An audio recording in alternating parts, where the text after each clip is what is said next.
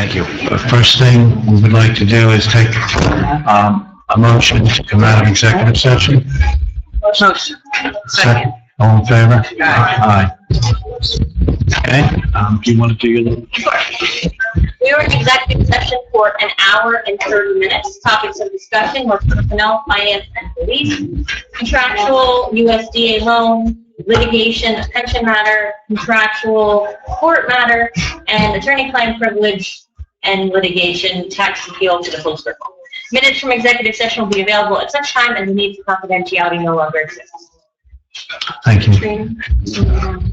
Oh, we started at 6:30. We started at 6:30. I'm sorry. Yes, just 1 hour. Maybe it felt like an hour. Okay, adequate notice of this meeting has been provided indicating the time and place of the meeting in accordance with Chapter 231 of the Public Laws of 1975 by advertising a notice in the Star Gazette and the Express Times and by posting a copy on the bulletin board of the municipal building. We take a moment for silent contemplation and prayer.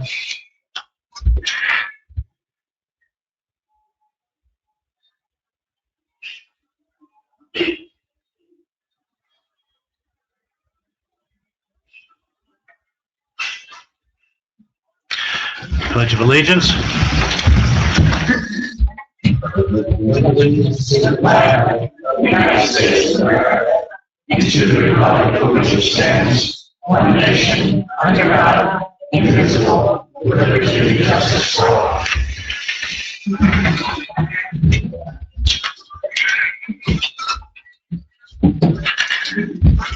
May we have a roll call, please? Yes, Councilman Del Ferro. Here. Councilwoman McCabe. Here. Councilwoman Redmeyer. Here. Council President Fryer. Here. And Here. Let's see. First thing we're going to do is ask for a motion to go into public comment, agenda items only. Do I have a motion? motion. Do I have a second? Second. All in favor? Aye. Public comment is open. Are there any comments, sir? My name is John Betts and I live at Brakely Gardens, 225 Red School Lane. I'd like to make some comments about the agenda item number 12 on new business for senior housing. And basically, there are a few different things that are needed in senior housing. There are other things that are needed for possibly conversion over at Brakely Gardens. Will I get a chance to speak during the agenda item again? So then I won't be as long. I'll bring some of these other things up later. But for right now, I would like to say that some seniors would like to talk about a little bit about what their needs would be in senior housing, and also what their needs are at Brakely Gardens at this present time. Right? And now, I hope. Eva, would you like to come and speak? No. Yes, now.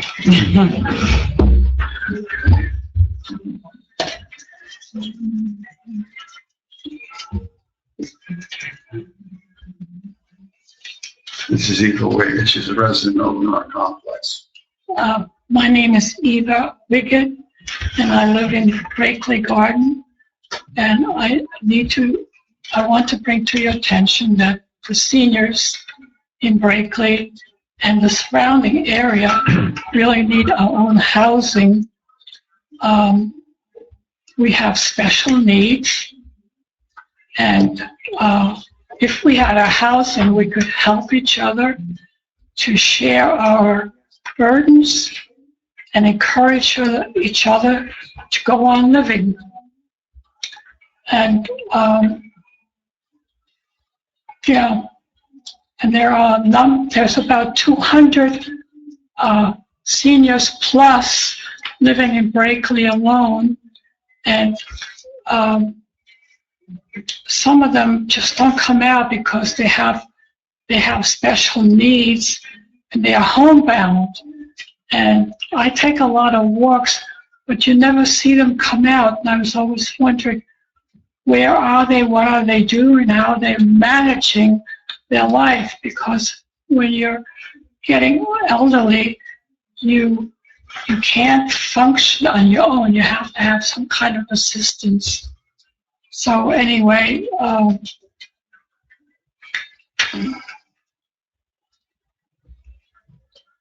I just wanted to stress that we really need our own place so that we can assist each other and enjoy the last years of our lives. Thank you. Thank you for speaking.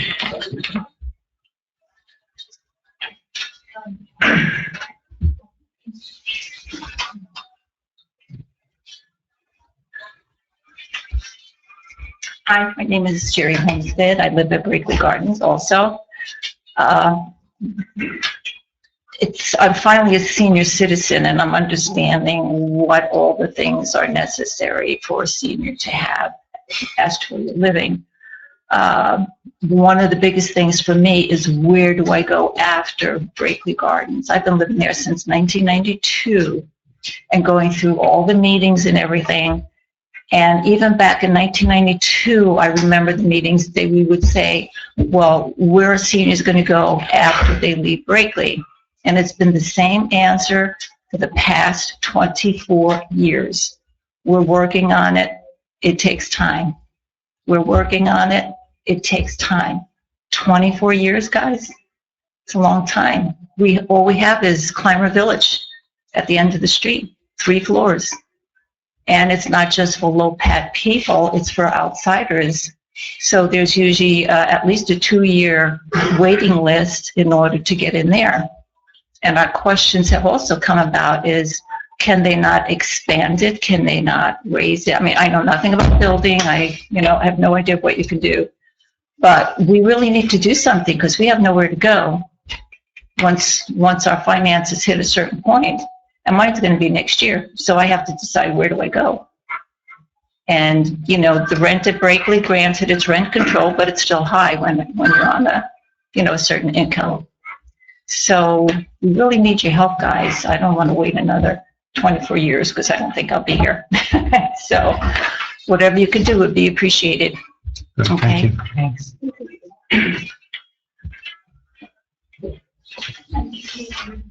Olszewski, Highlands Way. Good evening. Question, Mr. Mayor.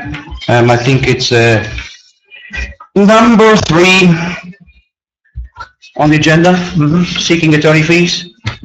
Question, has it ever been done in the past before? And will that be the precedence for how it's going to be done in the future, that whoever is in disagreement with the town and sues the town, that we will try to recover our damages? Is that going to be from now on the precedents we will be setting? I'd like to know. I also like to know if we have done this in the past to anybody else, or if they're just being used singled out. Number 11, I believe, is Zavocia. Would like to know if we have received other quotes, and would also like to know what the quotes are. Thanks. Do you want to answer this question? Well, I don't have to answer, but whether or not you go for attorney's fees depends on the circumstances behind the case. And you'll see we have an item on there, the seek recovery of attorney's fees. If the mayor is intent on pursuing an appeal after getting the decision he got, then the council is intent on recovering the taxpayers' legal expenses. It was a very one-sided decision. It was very decisive. And the situations under which you can recover attorney's fees are when the other side pursues a frivolous lawsuit. I think this appeal is frivolous, and I'll start out right today. I got word from my counsel. It wasn't even filed on time, and the appellate division confirmed that. The mayor must now file a motion to have the appellate division accept the appeal as timely. That's because of a procedural misstep on the mayor's part. If he does that, we'll have to answer it, and you, taxpayers, will have to pay for it. It's money, folks. So if the mayor wants to pursue it at this point, we're going to vote to be aggressive and try and recover the attorney's fees. For the taxpayers. No, okay, that's not the council's opinion, that's Mr. Pryor's opinion. No, I will say the appellate division has confirmed with our attorney that he will leave. I don't know what, I didn't do any of that, as you know, the attorneys do that stuff, so.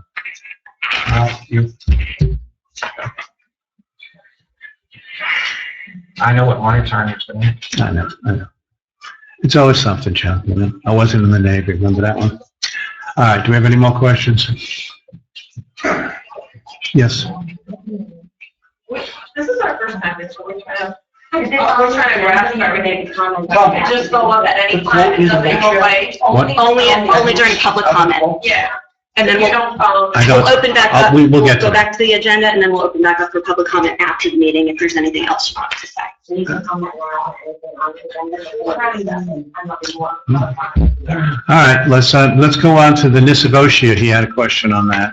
Was there any other bids received other than Nisavoshiate to do the, Well, that's exactly what it is, public comment, so that item will be discussed when we get to it. Okay, it'll be discussed when we get to it, Beth says. Okay. Now, let's see, what do we got next? Are there any other public comments?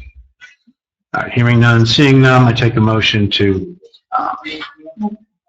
come out of the public comment. Do I have a motion? Motion. Do I have a second? Second. All in favor? Aye. Aye. Okay. And now we have a nice part of the meeting. We have a proclamation concerning two retired crossing guards, Meta Tarxel and May Keenan. Chief?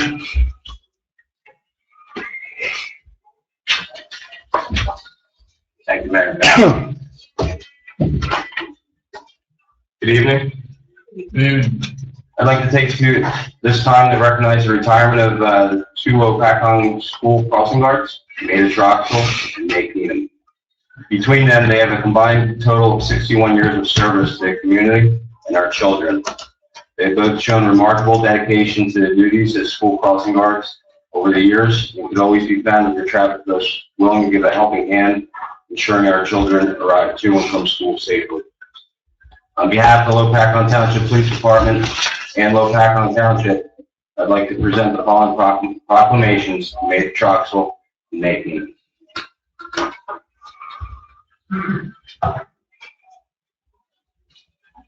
It reads as such.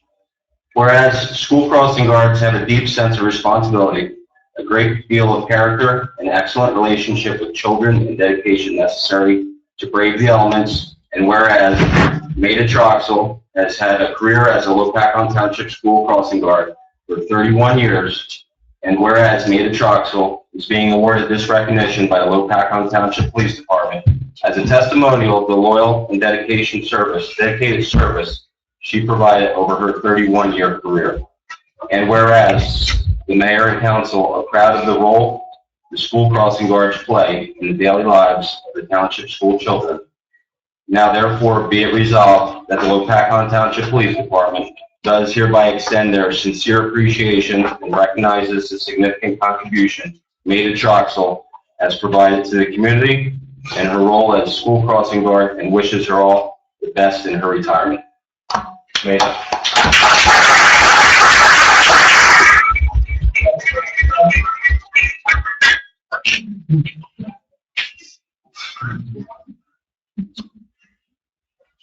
It's been an honor and privilege.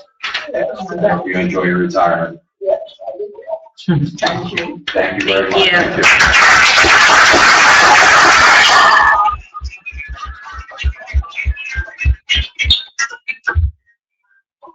Now for May Keenan.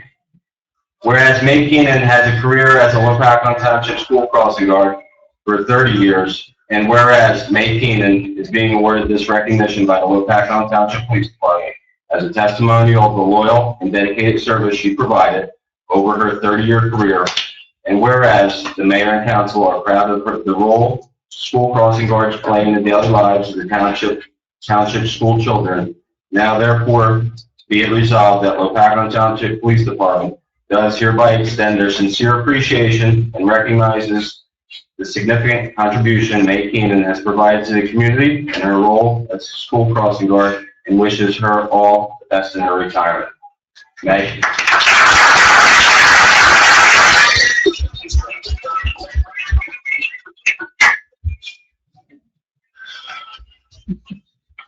Certainly brings us pleasure. Thank you all for your Wish you the best.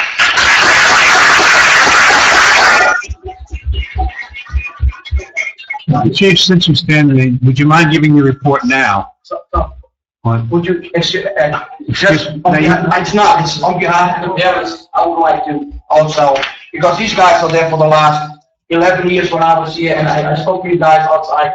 You guys are there every day, and I really appreciate everything you've done, all right? Thanks. We all do, we all do.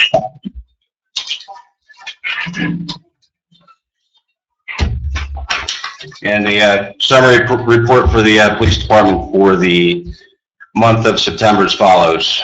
We had a total of 936 logged incidents and activities. Amongst those, we had 2 reports of theft. There were 7 reports of harassment, 5 reports of disputes and civil matters, 4 domestic violence reports, 3 reports of assault, 4 burglary reports, and 7 criminal and other arrests. Traffic violations, we had a total of 32 moving violations and 26 non-moving violations. And the crash report for the month, we had a total of 17 motor vehicle accidents with 11 reported injuries during the month of September. Thank you. Thank you. Thank you, Chief. You're welcome. Thanks, Jason. Okay, moving into old business. First item is to approve executive and regular session minutes for August 3rd and August 15th, 2016. Motion? Motion. Second? Second. Okay, roll call? Councilman Belcarra, Yes, on August 3rd, and abstain August 15th. Councilwoman McCabe, Yes. Councilwoman Redmeyer, I will do the opposite of Lou. I'll abstain for August 3rd and yes for August 15th. Council President Pryor. Yes. Mayor McCabe. Yes. Item 2, ordinance number 1616, second reading and public hearing of the capital ordinance to purchase 2 police vehicles and related computer equipment. We have to go into, yeah, okay, take a motion open to the public. Motion. Second, please. Second. All in favor? Yeah. Aye. Aye. Okay, we're open for questions on that. This involves the purchase of 2 SUV-type police vehicles to replace our aging vehicles. And we went through this the last meeting as to, why we needed them. And we want them totally, outfitted with the best equipment so we can serve the community better and keep our police officers safe. I don't know if there are any questions. Are there any questions out there? Okay, seeing none, hearing none, I'll take a motion to close the public hearing. Motion. Second, okay, all in favor? Aye. All right, now we need to do a, motion to adopt, right? All right, so I'll take a motion to adopt. Motion. I'll second it. Okay, roll call for the, Councilman Belcarra, Yes. Councilwoman McCabe, Yes. Councilwoman Redmeyer. Yes. Council President Pryor. Yes. Mayor McCabe. yes. Old business item 3, contract with Phoenix Advisors regarding the refunding bond ordinance. Now, do we have that in the packet, or is that, So one track of opportunity to continue to review, it is Yeah. packet. Part of our refunding bond ordinance that they come aboard, and we already have them as part of our finance department. So this is what you discussed with John Edwards. yes, I recall that, but I didn't see anything in the packet. It's in there.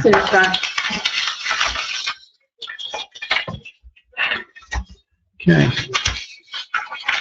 So this is to approve that. And I'll take a motion to approve. Motion. Second. Second. Roll call. Councilman Valcarro? Yes. Councilwoman McCabe? Yes. Councilwoman Redemar? Council President Carr? Yes. Yes. Moving into new business, Resolution 16-123, to authorize Title 39 for the Phillipsburg High School property. And I think this is to make it tax exempt. Is that what mostly this is? To allow the police department to enforce traffic laws. Oh, that's right. Okay. We have this at Hillcrest and We previously had adopted ordinances to regulate parking and speed limits and things that are like on the campus. This will allow the police department to enforce those particular ordinance provisions. Okay. I'll take a motion to approve this. Motion. Second. Second. All in favor? Aye. Next one is resolution authorizing increase not to exceed $10,000 for Bell, Shivas, and Cefalo PC with regard to McKay versus Pryor et al. I'll make a motion, introduce that resolution. Is there a resolution? Yeah, there is a resolution in the package to increase amount of $10,000. Before we adopt that, Mayor McKay, I would like to respectfully request, I'm not party to this lawsuit, I'm not involved in the lawsuit, but I would like to request, as a taxpayer and on behalf of the residents, that you reconsider moving forward with this appeal and costing more money in litigation. I don't know if this is the appropriate venue to discuss that. And it might not, I just wanted to express my request that you take that down. Well, simply put, it was my understanding that some things that were going on here weren't being done appropriately. I sought legal counsel. Legal counsel advised me on how to proceed. I proceeded the way legal counsel told me I should proceed in order that I could get things back on track. You know, and that's still where I'm at. I just want to get things back on track. I want to have the authorities and the responsibilities clearly defined and in accordance with our charter. And I don't know how I can let that go. I mean, it could be negotiated, we could talk it over if that's what you're suggesting. You lost on the trial level decisively, all 9 counts. So there's nothing to negotiate at this point. Judge decided on the law, and he decided on your complaint. Yes, and my attorney advised me that he didn't think that the judge applied the law the way it should have been applied, and he advised that I should appeal to the higher courts, to the appellate court, because that's not local and they might have a different view on the matter. The court wasn't local either, and you lost definitively.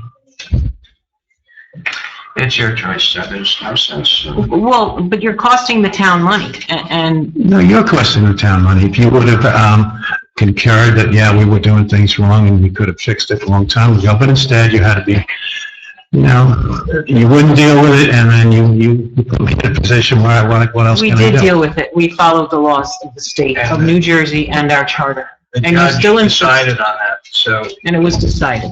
you know better than the judge, I guess. I don't know, And the but I decision's follow on the our advice of my website. counsel.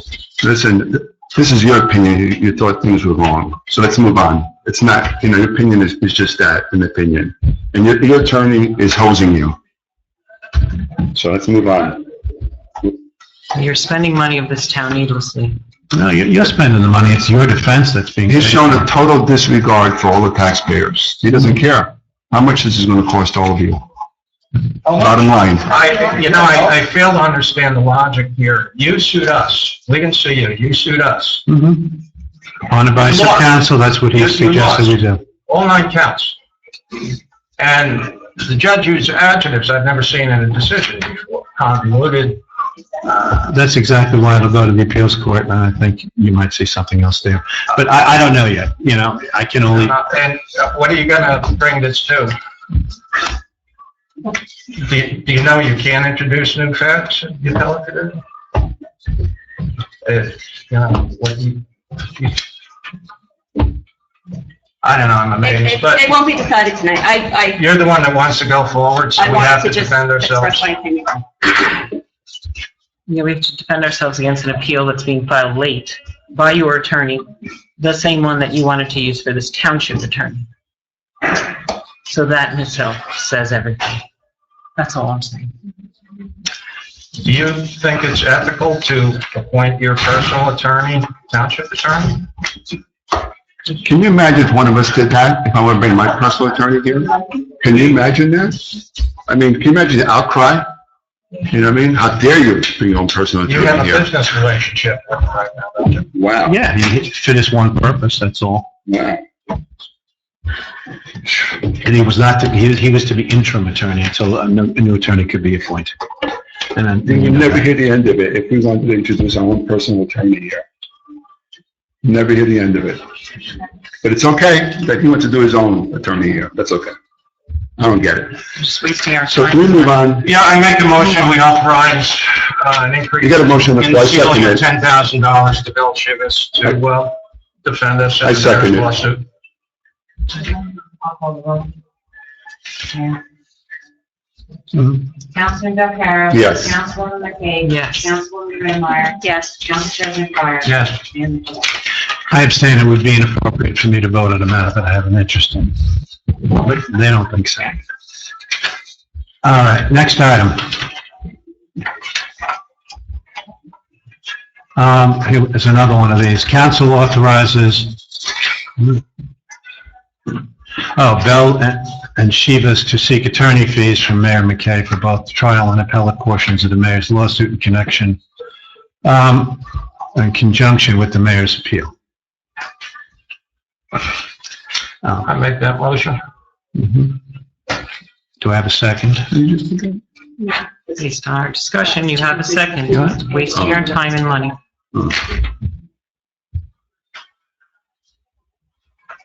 No further discussion? Roll call? Councilman Belcarro. Yes. Councilwoman McKay. Yes. Councilwoman Redmeyer. Yes. Council President Fire. Yes. And the chair. Again, I abstain. I shouldn't vote on something where I have a personal interest. Resolution 16-124, authorizing the Department of Transportation for funding for infrastructure improvements to improve pedestrian environment. Mayor, this is a resolution that will enable the township to file a grant application with the Department of Transportation.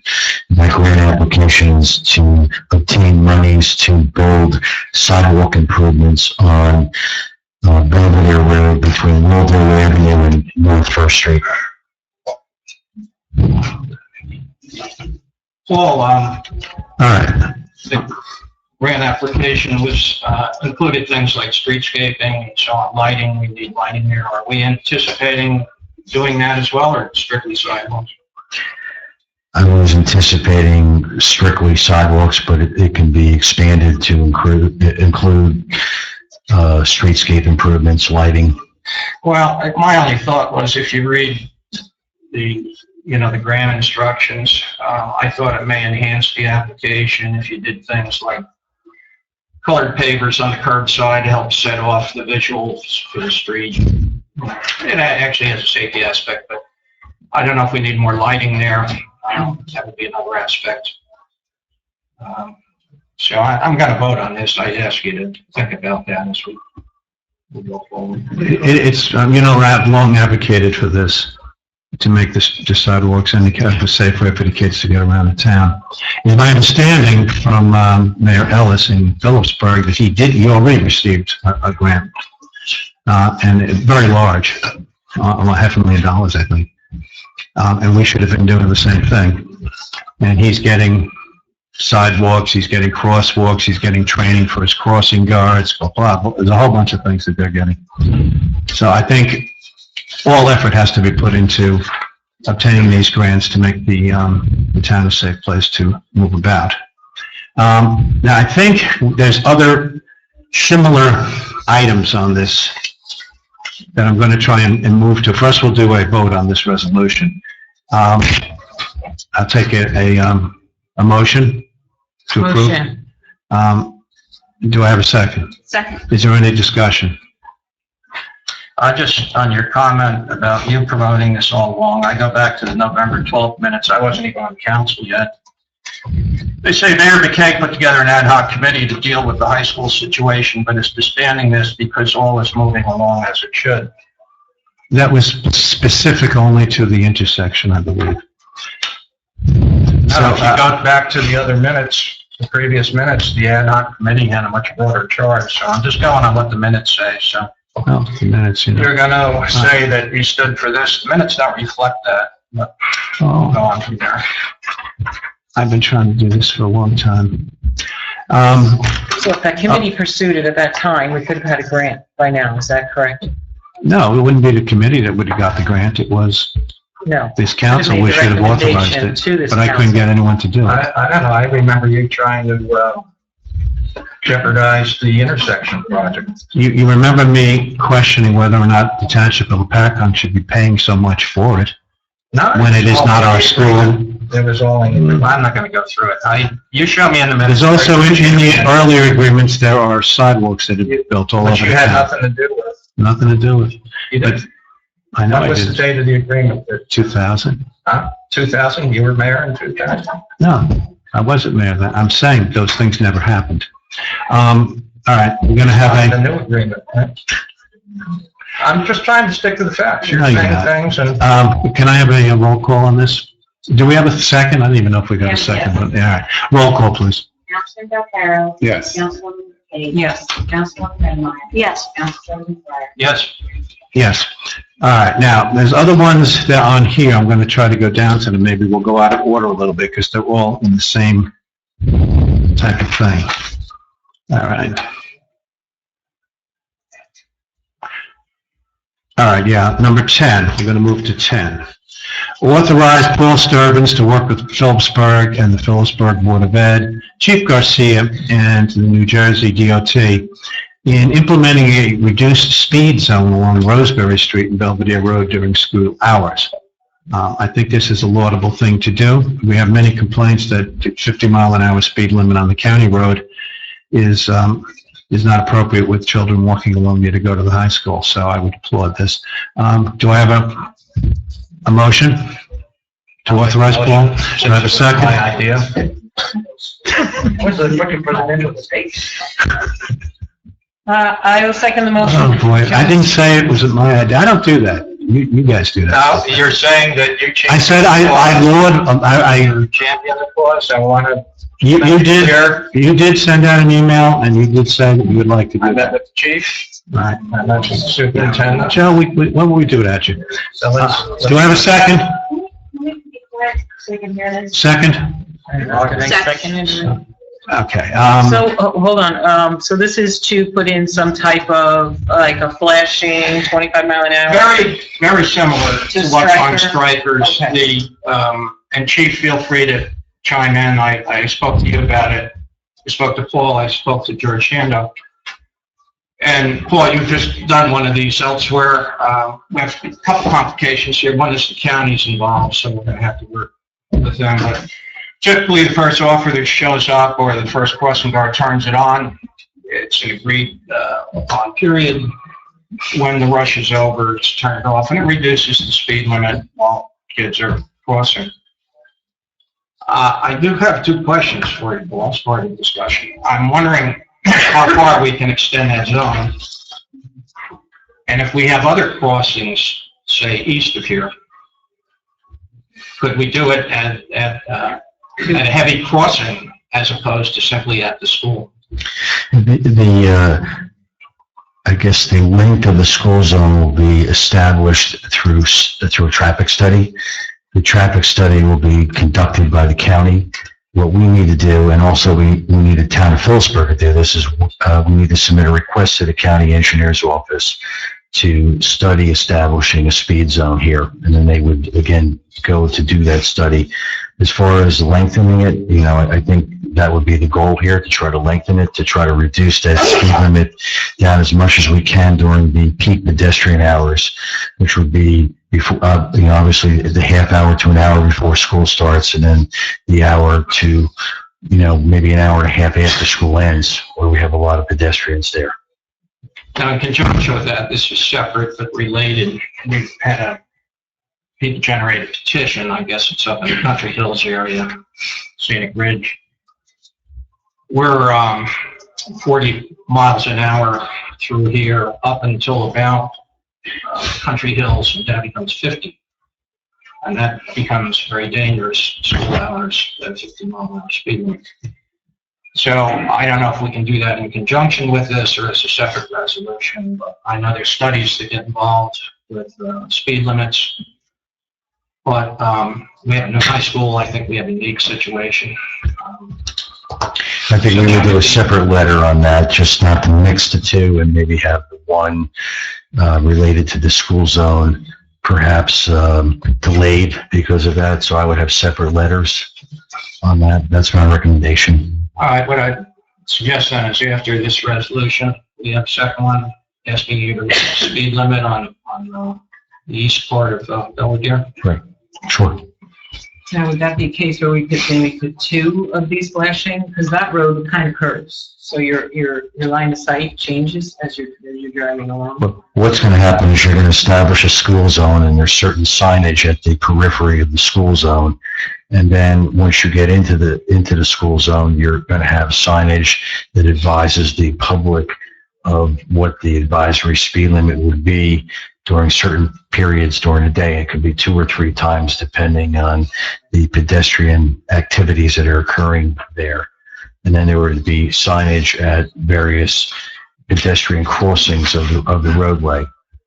So, and there's, and the manual uniform traffic control devices, which is a federal publication that we all use to design signage and striping and traffic control devices, has recommendations on these type of improvements and scope of these improvements.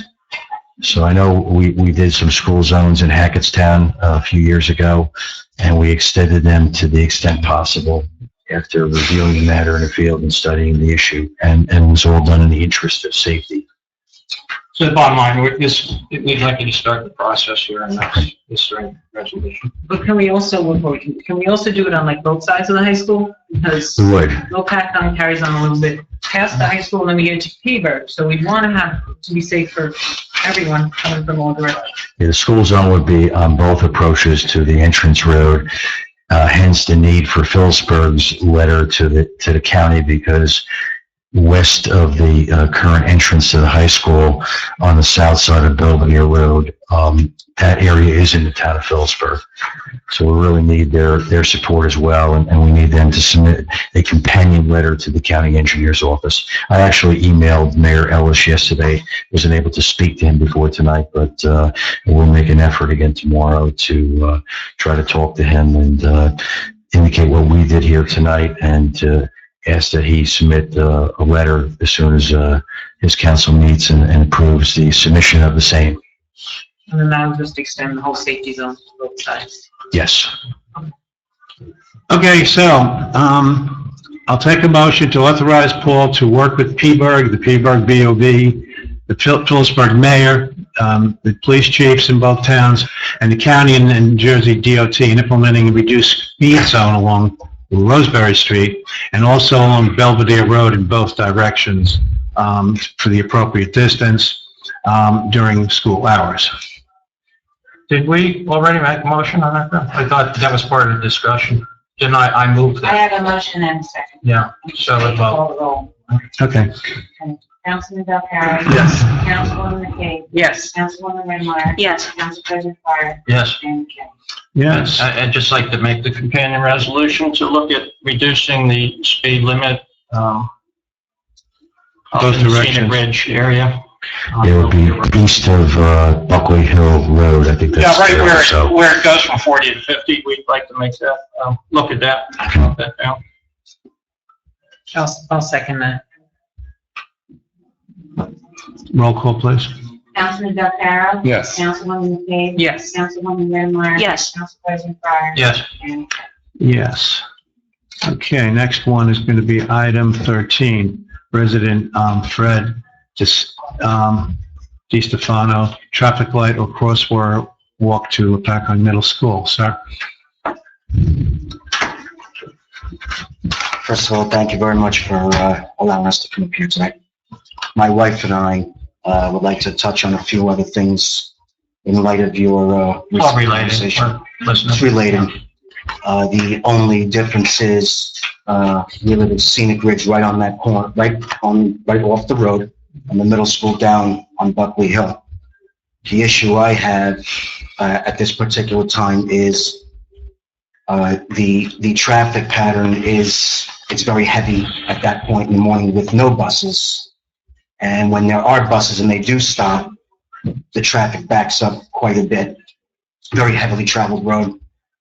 Also, with regards to the high school, that's a 40-mile-an-hour zone, and they have lights, and they have crosswalks, and they have paint on the ground, and they have signs.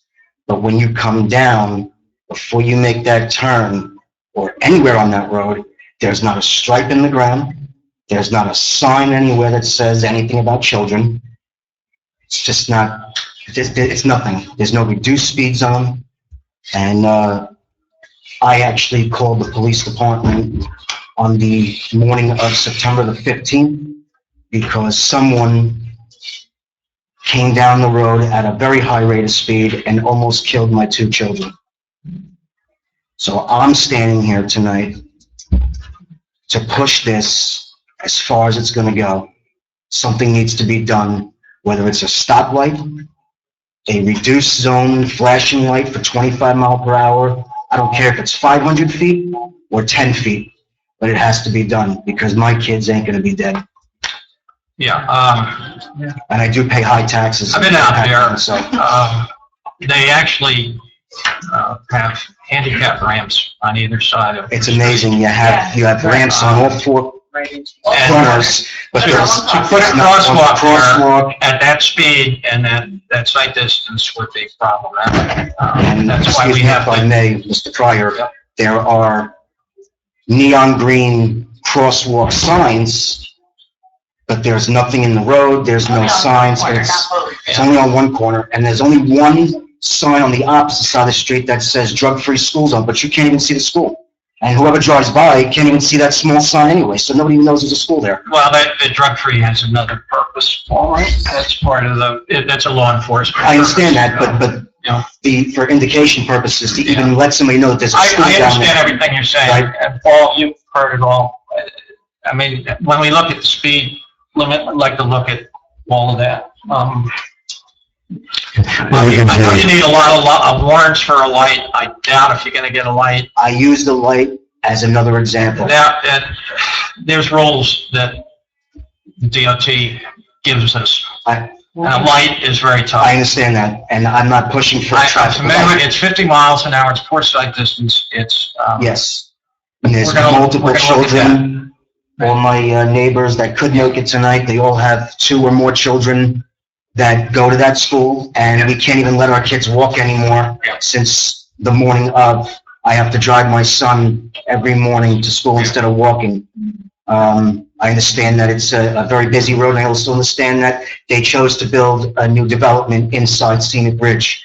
But knowing that you're going to have families there someday with children, I would like to push for something. I don't want to see any fatalities for any child, including my own. I think Totally agree. what we're trying to do is get a reduced speed limit and anything else, Paul, that would make it safer. Well, what I could do, in the letter I'm writing to the county to ask them to study a speed reduction east of Buckley Hill Drive, I could also note to them that we've had complaints from residents in that area about the safeness of the pedestrian crossing at that location, and ask them to include that in the study. I also want to note to you, we're aware of the situation. We did file another DOT application earlier this year. It's under the program Safe Routes to School, and we did include in that grant application enhancing the crosswalk at that location to improve visibility and the safety for pedestrians. So we're trying to get that accomplished. Hopefully we'll get the funding for that. I would like to think you would, given that there's a multitude of children in the area, and I don't think anybody wants any further issues. Okay, but thank you very much for taking the time and look. All right, thank you. Let me talk. Thank you. Thank you. Okay, the next item on this train here, report by Eric Johnson and Donna Schneider concerning accessing Phillipsburg High School via the Belvedere Road, Lopatcon Park. Is Eric here? Yes. Okay.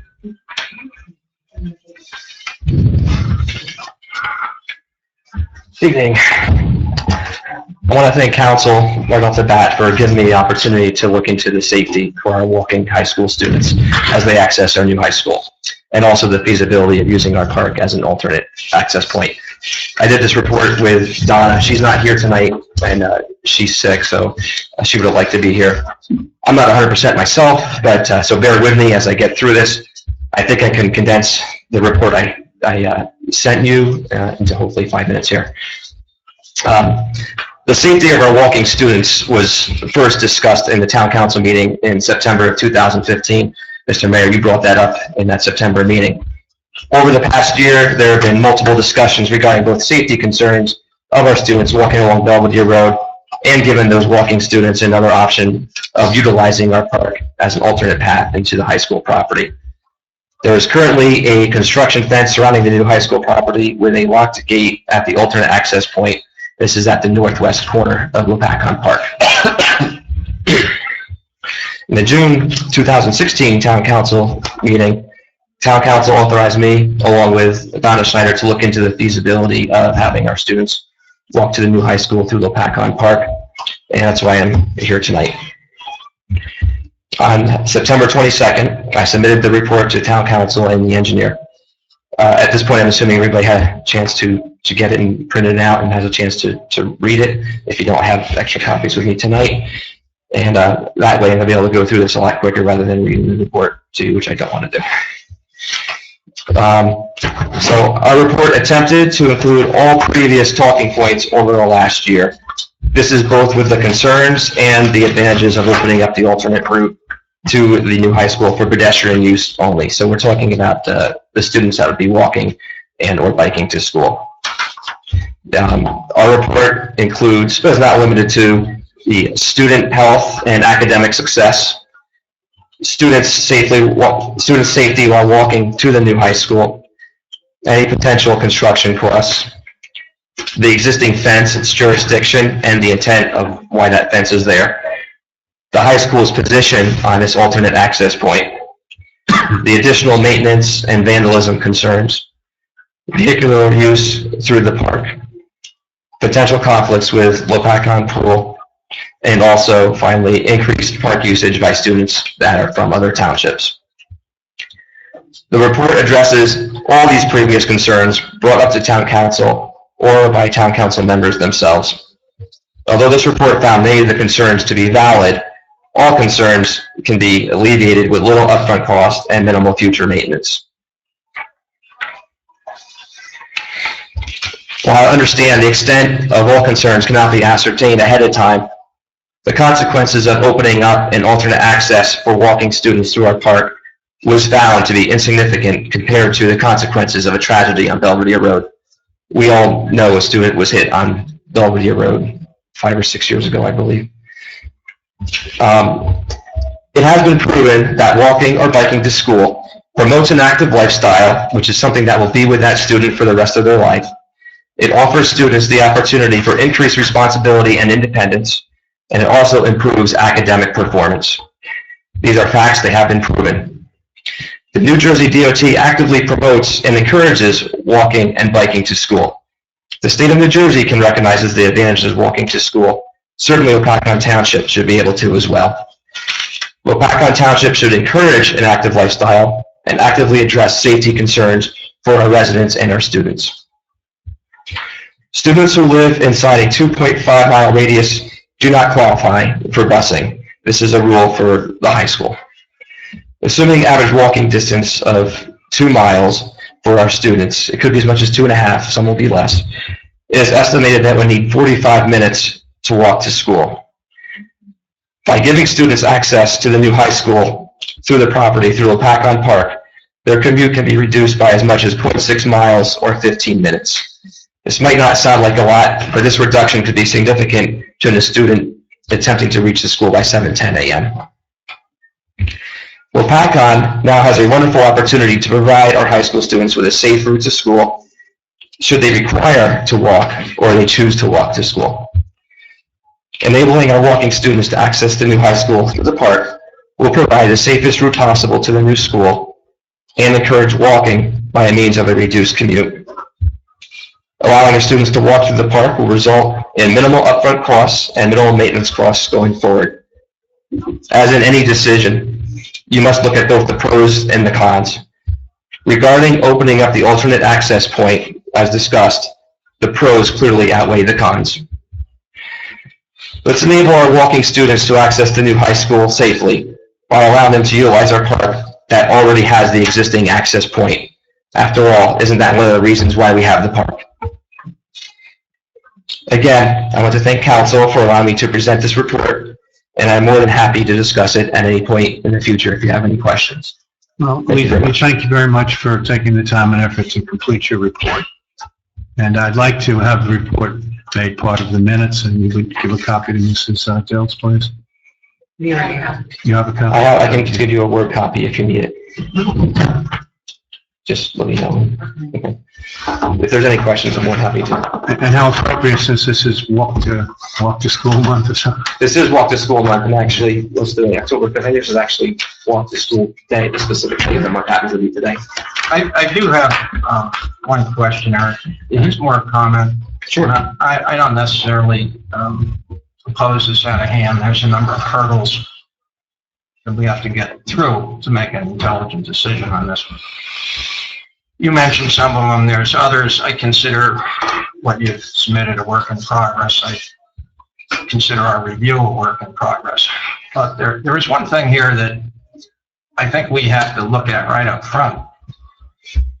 And this comes right out of the regs. It says, for the purpose of determining eligibility for student transportation, measurement shall be made by the shortest route along public roadways or public walkways between the entrance of the student's residence, nearest such roadway or public walkway, and the nearest public entrance of the school to which the student attends. And that would infer to me that if this becomes a public walkway and it knocks a half mile, 3/4 of a mile off the walk, our boundaries of who gets bused and who doesn't change. And I mean, I'm just reading the regs, but they read pretty clear to me. So I think that's something that would have to be addressed right up front, and everybody would have to understand that. Some people are going to lose busing out of this. Something to look into, for sure. So the rest we'll go through. I do point out, I did meet briefly with Mr. Shando. They don't have a position on this yet. It's their fence. It's their lock. They hold the key. He's reviewing it and will be discussed with the board. But they don't have a position. The principal does. But last time I checked, the board, Mr. Shando, had the final say. So and again, I don't know what the context was of your discussion with her was, but I'm sure that the board will decide ultimately on the fate of this.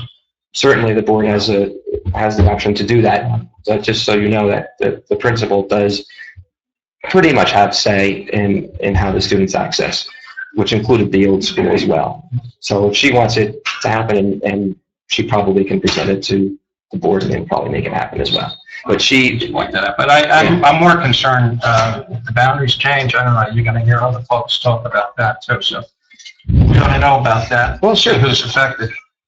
Exactly. You need to look into it, and certainly that could affect it. But the safety of the students. Tonight is all about the safety of the students. We haven't. And I will say this. I agree. I actually discussed with the chief and Paul the possibility of getting some asphalt down and getting a sidewalk in there quick and dirty. It was brought up sometimes if you don't do things right, you only get yourself into more trouble. It would not be ADA accessible. There's course grades and so on that have to be met and so on. The current school is not ADA accessible. We can't put in a sidewalk that's not ADA accessible, especially down the school. And we looked at that. We thought we could get something down cheap and dirty. And then once you get past Charles Road, we have a big tree issue and so on. So there's pluses and minuses on everything that's promised. There is. And we'll give it a good, honest look. Thank you. That's all I can ask, and certainly talk with the chief and the engineer and do your due diligence. This is just supposed to expedite your discussion and bring to light all the talking points that we need to consider. You have our attention, all right? Okay. Yeah, we do appreciate the report. We all know it's a major issue. We want to make that safe for Yes, everyone. and as you've heard in the earlier discussions, we're working on the sidewalk and possibly the speed reducing limit, reduce the speed along that road and get a sidewalk in, and get an appropriate path that is safe for all children, not just Lopat, but children coming from Lopat, children that happen to be walking along in that direction, also on the Pembroke side. So we need to really, I mean, it's not as easy as unlocking a gate, especially in the light of the, I don't want to use the word nonsense that's going on now with the clown sightings, but, I'm not 100% comfortable having kids walk through a public park either. But again, it's part of our due diligence, it's part of examining if we do A, how is it going to affect B, C, and D? And there's insurance issues, lighting issues, safety issues. Our police are pretty much, they're already covering our schools as it is now. I'm not sure if we have another body to be handling the park. But again, it all has to be discussed, and we have to get the right players involved and make sure when we do make a final decision that we have, prepared for all possible issues that will come up. But we don't want to do it like a slap job. And then have to go back and then have parents coming in complaining about something that wasn't done properly. And I don't want to say it's going to take 10 years to do either. No. This school zone thing, I think we're going to try and expedite. And Chief, would you care to say a few words? We talked a little bit about presence on the roadway and so on. I think just as Maureen was just stating, there's a lot to consider other than just unlocking the gate at this point. I think that, everything that we spoke about is that there's a lot of great suggestions, but there's a lot to also consider in the totality of the whole situation. Understood. I hope it helps. Thank you. Thank you, Eric. You're welcome. I think the next step with all of these is that we need to have some kind of way to put these meetings together and to evaluate everything. So I'll take a suggestion from council on how we should do that. Does anyone have a suggestion? Well, I think Joe's working on it, Yeah, you want to, and I think you did tell him last meeting. you want to have a work session to go through everything? We'll do it. I'd like to invite Phillipsburg, the mayor's office, the Board of Ed, the police. Of course, Jason would be there. It might be easier to have My suggestion, individual meetings. do something among ourselves first, and that would be the next step. And it doesn't have to be far out either. Let's schedule something soon. We're going to do a work session to discuss the development. We could do them both. Yeah. That was from her. That sounds right. Let's, you want to? November 10th. We could, what time was that starting? We were down to 6, I think. No, I think we have to talk to some individual parties before we sit down as a group. It might be easier to have. You might need to hear back from the school board Before we schedule. No, we can move that along. Okay. I really do. I don't want to wait. I've already reached out to people. I think, we should, they'll talk. Most of them have an interest in this. Well, and if you have a meeting already scheduled for that, and if you talk about it, you can. If you can't, you're not ready. We need to add to a list also, find out who would be potential kids to lose busing. Right. Have their Yeah, parents that's part come of the in. study, yeah. I don't know how many I don't know who that would be. It would be and how many, but they know who they are when they, need to find I'm out. not sure that's, if that's accurate, You but don't want to take away we'd have to busing, find out. trust me. It would be the people. That's a big, you don't want to take away busing. Yeah, the strikers, I would imagine. I mean, if we called it, made it temporary until such time as we put the sidewalks, I don't think that would trigger a change. Well, I don't know. And, We you have know, to if talk we to want to someone. make it temporary, it's a different tact. If we want to make it permanent, that's another tact. So I'd like to see it start, so we get through this year without. Well, why don't we have the meeting and thrash this? Yeah, well, Because you every still time have we get kids out insurance, you there. still have insurance issues regardless. Mr. Mayor, quick point on that. If you do, as recommended in the report, make this a weather permitting access point, which is what I talked about, it may not qualify or put you in that category of changing the bus limits. You're right, it may not, 'cause it's not all the time. Yeah, most of the feedback we got, not from council, but from others, all feel that weather permitting doesn't work. You either have to go one way or the other. We have to run. Remember, it's not only snow clearing on our side, it's the T-bird side of the gate. You know, the whole McGill, so. A lot to discuss. Yeah. So we pencil that in for a discussion on the 10th, right? Okay. Very important. Now, I think also at that meeting, we need to again bring up the idea of an emergency access road to get into the back of the school grounds there. I just think that's a separate topic. I mean, you're not set up on the other side of that gate. It's not a road. It's, Well, I'm not saying, I didn't even know if it's there, but I mean, yeah, but I'm saying that's a big topic in a separate In a topic. separate one. I get the impression that there's a lot of people that would like that to discuss. If we had an incident up there. I would say, why don't we try and settle one thing at a time? I would say we can move ahead on both of them. Yeah. Different players. It's similar players. They're almost the same. Okay. Okay, Resolution 16125, set forth a policy requiring the tax assessor to notify the CFO and governing body of all tax appeals filed by June 1st of each year. Okay, makes sense. Do I have a motion? Are we not doing this already? You're pretty much doing this unofficially, if not the assessor directly, the assessor through me, and I tell you, this, you need a written policy in place in order to check yes. Oh, okay. Best practices checklist. That's what the next, I'm sorry, where are we on? Number Number 5. Number 5. Bounce back to 5. the next, number 5, 6, 7, and 8 all involve the best practices checklist. So some of them are things you already do, but you have to require written policies in order to be able to check yes and not lose state aid. Okay, so we'll just run through them. I'll take a motion on the number 5. resolution. Motion. Okay, take a second. Second. That's an all in favor, I think, right? Right. All right, all in favor? Aye. Resolution 16126, set forth a policy regarding outside employment for municipal officials. Again, that's a best practices thing. This just requires any employee that wants to have outside employment to run it by your township administrator or the department head before doing so to make sure it doesn't conflict with their public. Right, I think it prohibits certain kind of employments, right? Well, it Yeah. runs it through so it can be Yeah. vetted to make sure it doesn't. Make sure there's no conflict of interest. Conflict of interest or anything that would hurt their employment with the town or the Yeah. position they hold with the town. Okay, take a motion. Motion. Second? Second. All in favor? Aye.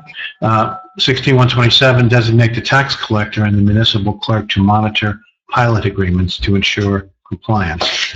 We presently have one pilot agreement, I think, and we have a new one coming on board, maybe with the warehouses. Okay, so they need to be carefully monitored. So I'll take a motion. Motion. Take a second. Second. All in favor? Yeah. All right, discussion, findings, and conclusions relating to redevelopment authorities. So one of the questions on your best practices checklist is that for you to review the authorities that you currently have, or if you could have other authorities, and also just to confirm that they're necessary. So they don't want you to have, a sewer, you don't have a sewer utility, but a utility or any kind of authority that's unnecessary. In this case, the only authority the township of LopatTC has is a redevelopment authority. And if you look on question, and of course the numbers are gone. 9, I think. 9. I asked Paul to speak Okay, about I that. thought we were at 9. We didn't have that on the record. Sure. Yeah, the redevelopment authority provisions that the Township Council is using are in your ordinance. It's actually Chapter 171 of the ordinance. And that section of the ordinance was adopted in 2002, and it was adopted just after the state created the local development and housing law that allowed for redevelopment designations in the state of New Jersey. The ordinance assigns the redevelopment responsibilities to the Township Council. In my estimation, it's a very efficient thing. We didn't create a separate body that's detached from you. So it's efficient because it's really subsumed within your overall duties as council members here in the township. So I think that's a very efficient thing. You're not sending it to another body and creating a separate budget for that body. So I think you're handling it in a responsible way, an efficient way. The ordinance, which was created back in 2002, follows the state statute. If you look at the local development and housing, local redevelopment and housing law statute, it essentially parallels the provisions in the state law. I looked at it tonight. I actually have that law with me tonight. So, in my estimation, I think you're handling things appropriately and efficiently with respect to redevelopment activities that may take place here in the township. And by the way, we've had a number of redevelopment activities since 2002. The new high school is on a redevelopment site, if you're not aware of that. The municipal pool is actually a redevelopment zone. The township created a redevelopment zone for the municipal pool a number of years ago. Obviously, the Ingersoll Rand site, the portion in Wilpacong, is a redevelopment zone as well. So there's a few different areas that you've looked at over the years, and after doing some studying in concert with the planning board, we've designated those areas as redevelopment zones. I'm going to answer any questions you may have. That's my assessment on it. We're just fulfilling another of the best practices. We've discussed. Absolutely. As part of this, Beth had to note in the comment section that you have the authority where it is in your ordinance, and that tonight's meeting is discussing it. So technically, the state can go and look at your meeting minutes and see that you discussed it and confirm that you complied with this section. Okay, take a motion to. We just discussed it. That's it. Discuss best practices checklist 2016-17. You all have a copy in front of you.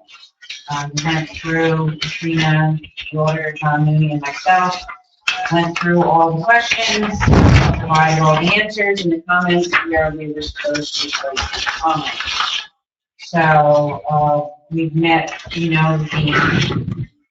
percentage where we will be able to award all of our state aid. We scored 27 out of 30. Last year there was 50 questions. This year there's 30 questions. So we got 90%. So we will receive our aid.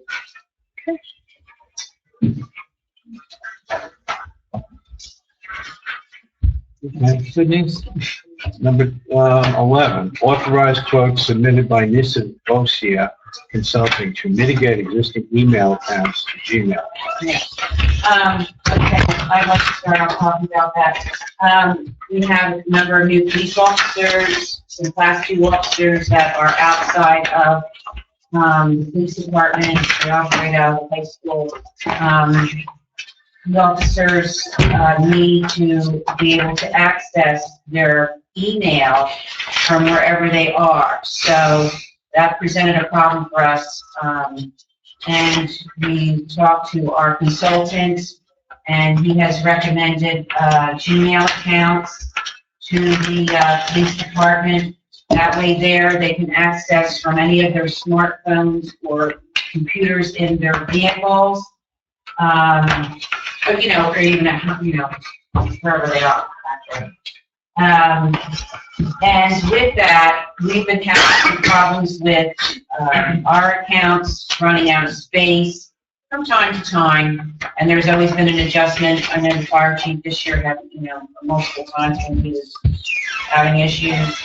So, our consultant, then suggested that we switch everybody over to these Gmail accounts.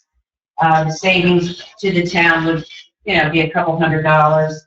That's not a lot, but it provides us bigger benefits, larger mailboxes, so we won't run out of space. The fact that, everything's going to be backed up on the cloud, we can still pay for archiving, and the fact is that everybody can access, from wherever they are, and that's very important. So, with that, I also talked to Lori, who is, our technology person, and I don't know, Lori, do you have some comments?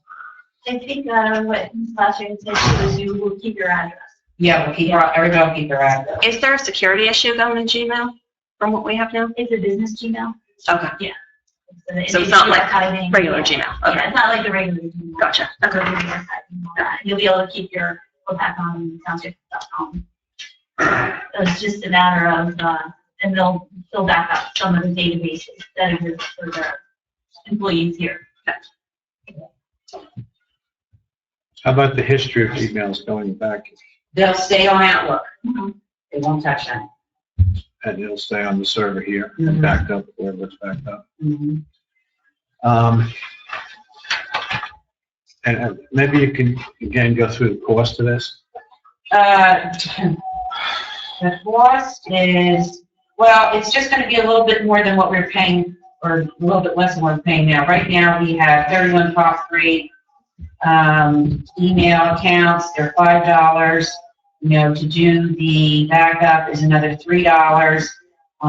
That totals $29.76. There's 5 government body accounts. They're $10 with a $3 archiving backup. That's $780. Total cost per year is $37.56. We're going to save $156 by switching to Google Business.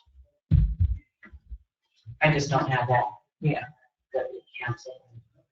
Yeah, I'm not, Right now for that. I'm But not an expert. I have received that information from Mr. Nizamashi. I think we do need to update, because there's many times that we're getting so many attachments for our meetings and for other things, and they are starting to take up a lot of space, and you want to save them. 25,000 times larger. Okay, right, because they have been hitting their limit, and, you want to keep the documents as well. I believe that even happened to you guys, where you Yeah, it did. weren't receiving the Yeah. stuff, so. And there's no sense in, separating it out. We should all just be together. Right. I mean, So we not should the do it. police having their own, but also. Yeah. How long will it take him to do it? It says the day. Okay. And as we add on additional police or additional employees, Yeah, it's very simple. It's easier. The lady said the price per mailbox was almost identical. Okay. Well, you can What see do you the think? price is savings is very little. So right. this will be built towards the future growth. Yeah, absolutely. Okay. And it's just seamless transition. I just assume we're down for a couple hours and It won't be long. like overnight or something to do it. You said 8 hours to migrate. I'm just not enough of an expert on these things to know if it's good or bad. I mean, my personal email accounts are free. So if this would, we'd have to pay for this because. Yeah, but this is business, this is business, Gmail, For the security and measures, security. that's what. Okay. It's not secure? Why would it be secure? It's in the cloud. Nothing you save in the cloud is encrypted in any way. Even if you use Gmail account, it's not encrypted. Somebody, and currently you're using Outlook Cloud, right? That means if you want to keep the archive going, you have to keep the whole Outlook 365 going forever. So you have to basically run Outlook 365 because you guys have to archive your files forever. So if you're on the cloud now, you're on Outlook 365, you can never cancel the account. That means you have to run both simultaneously. And if you go to Google Business, there's no encryption. I'm not sure what files you guys send, and I'm not sure if you have dealings with social security numbers, but somebody has access to the cloud. Somebody is managing the service, and somebody can access these files. If it's outside of the building here, and it's not a secure facility, somebody in India is getting to the social security numbers of anybody who is saving files on that cloud. And Sending documents with social security numbers on them. I don't know what you guys sent, Lori, I have no idea. Okay, well, we need to discuss it up here. But there's no security on the Google Cloud. What's your recommendation? We have two experts here Recommendations that. from our consultant. What? Pardon me? The recommendation from our consultant. Yes, but doesn't mean it's a good one. And if people in the audience have a certain expertise that wish to learn, like Lori and Peter, then that's School district uses Google Mail too. Okay. Everything that School you district type in uses email, Google Mail it as should well. be, it goes to the public record. Okay. So do we have to, what do we have to do? Yes, Make sure you cancel the old one. Yeah, well, that's the issue. If we have to pay for the old one and still pay for the new one, then it's gonna cost. So we have to do that as a The business. That's a comment from our requirement. technician was to migrate that Outlook mail, there's a very good chance that you will lose it. So it's better You off have to to keep it. exist there. So you have to run both. So we have. It's a business. We may We have, need to maintain our records. So Yeah, I that's don't a separate know. issue. I would have to ask that question, you know. but- Can you ask what? And Lori, since Outlook 365 is on the cloud as well. all right, We need to have the audience having this discussion here, okay? why shouldn't we? This is technology. Then we have public discussion. comment time, so. What? Lori came and offered an We opinion, have- Peter offered an She's opinion. our Dave? She's our consultant. This is, Save your email, you can create a file, you can save that. You can download your Outlook email into a file next to you. And that's what he said would happen. And there's a schedule for how long you have to keep these documents, so it's not forever, it's as long as the schedule. So once you hit that period, you could, stop running your Outlook, because there's it used to be called DARM. Several years. How many years? But it's, Seven. I Seven, don't know, I don't know. We have to I look. can't remember. every document has a different schedule. Yeah, I know it's pretty long. Just like you've done it in 2011. All right, I guess I'll take a motion to approve this. I'll make that motion. Is there a second? Second. Okay, is there any further comment? Can No, we make a contingent upon just clarifying that point, Beth? Sure. I would like to do that, yes.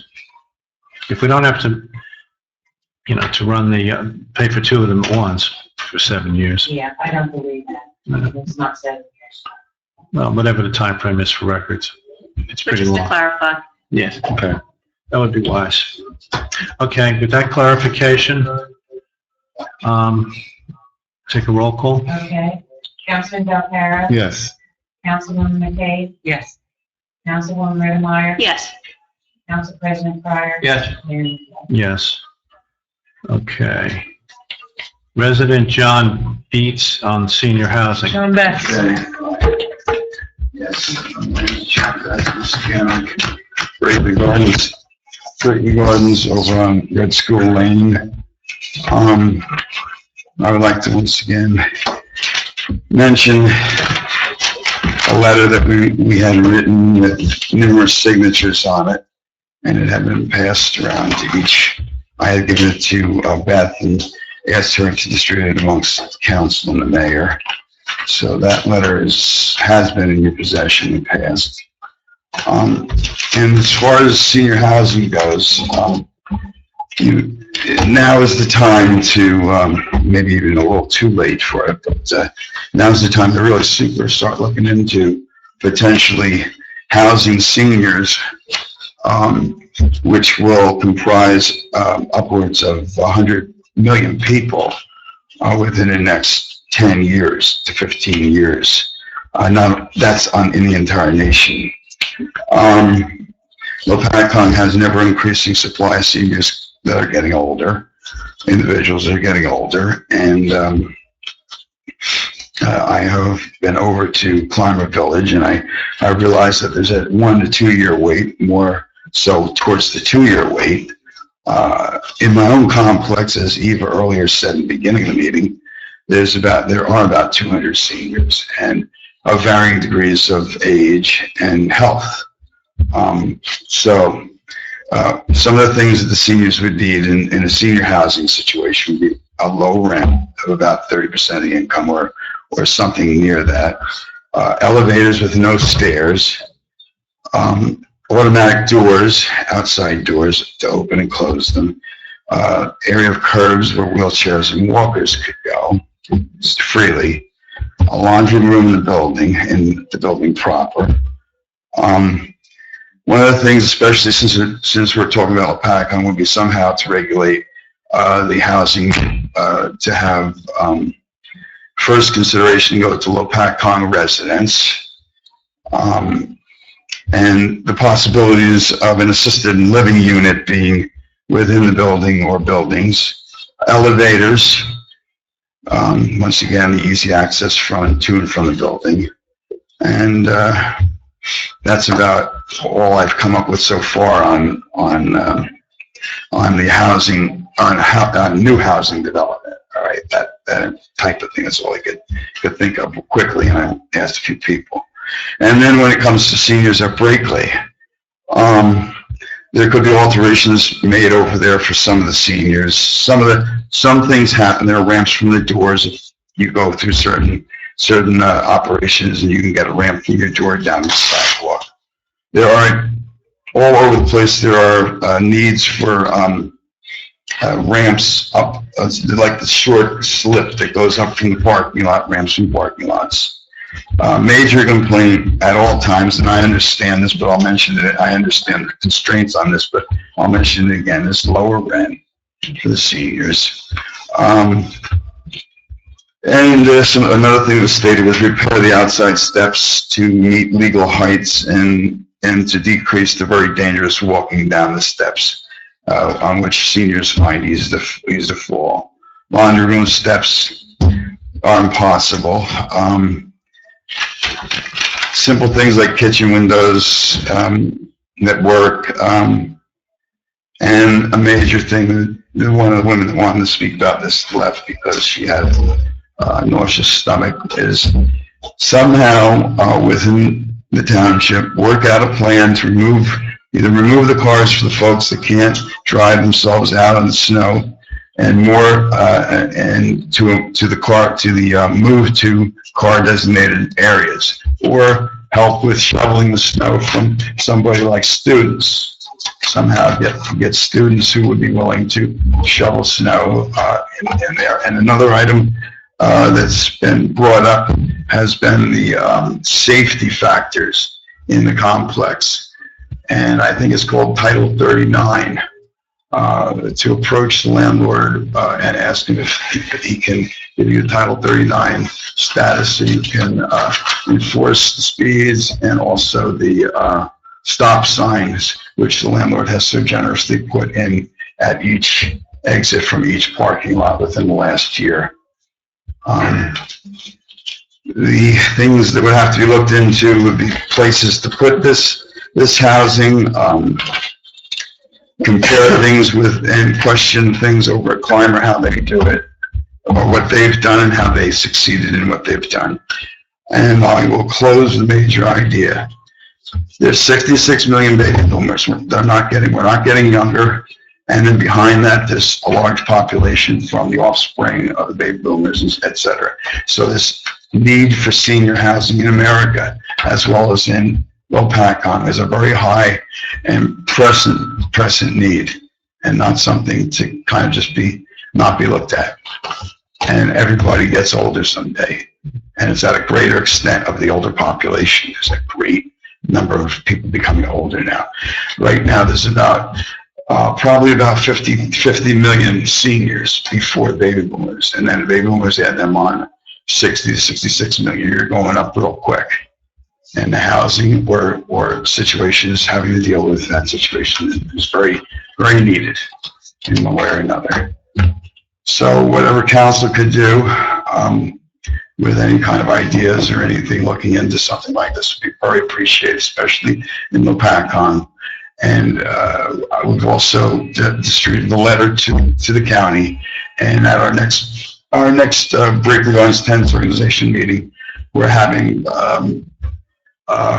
Pat Calandria or something like that. I forgot what his name is. Pat from the Council on Aging and Disability come to our meeting, and I will be talking to her about that too. We've already presented that letter to the county, so it came underneath the seniors and disabled council. We went there too. So, all right. So thanks for your time. Yes. You and I talked a little bit. Yes, we did. I told you, doing something like climber is heavy lifting Yes. for anybody. Yes, I understood that. I think climber is sponsored by a nonprofit with HUD funding, and most of those programs are for nonprofits. Okay. I think it's a Section 208. They have a section for everything. Yes.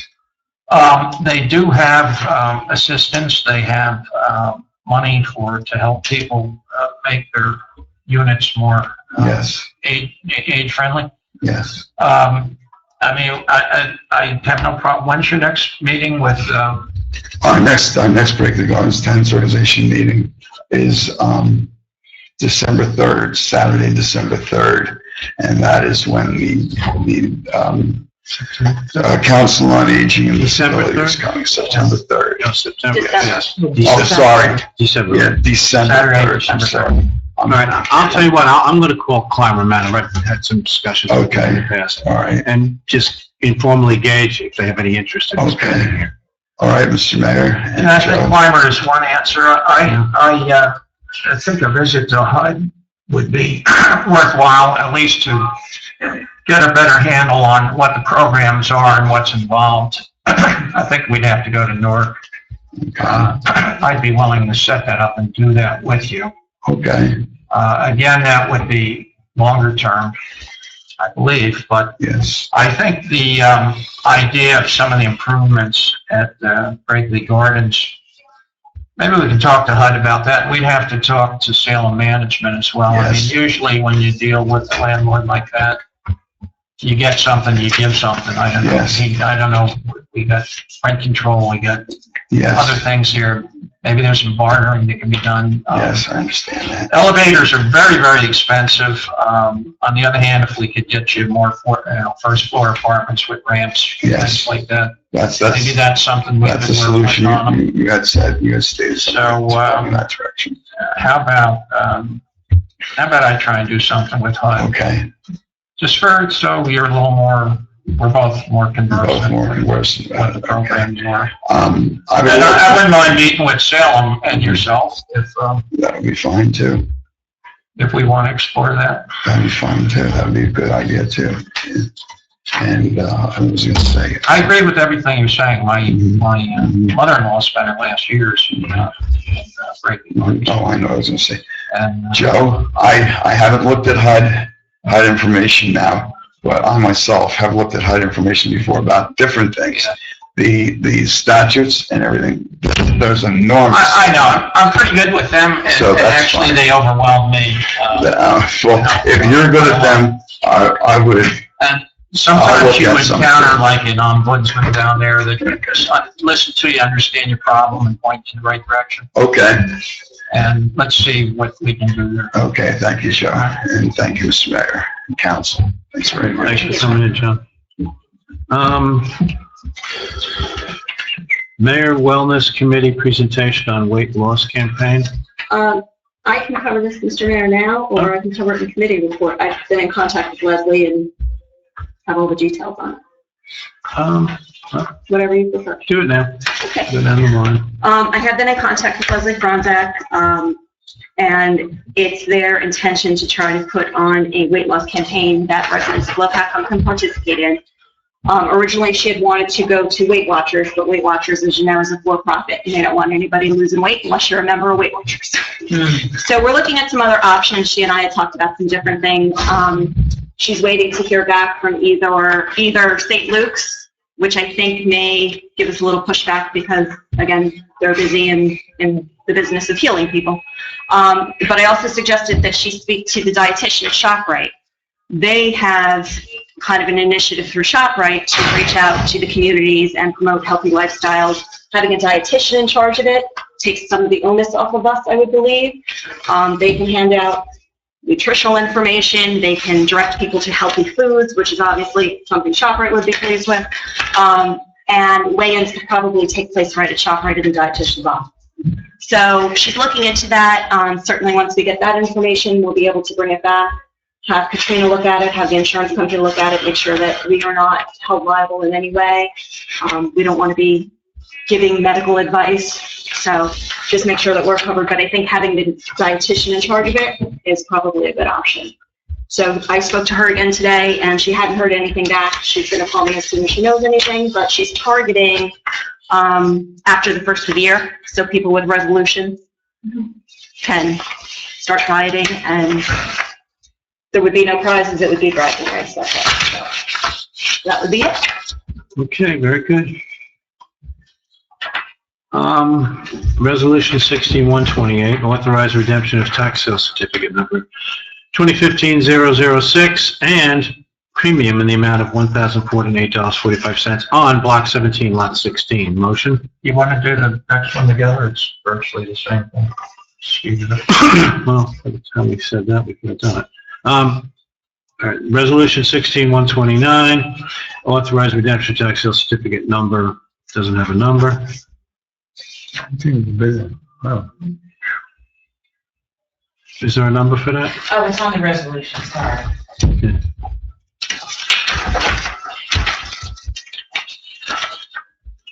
Block 99.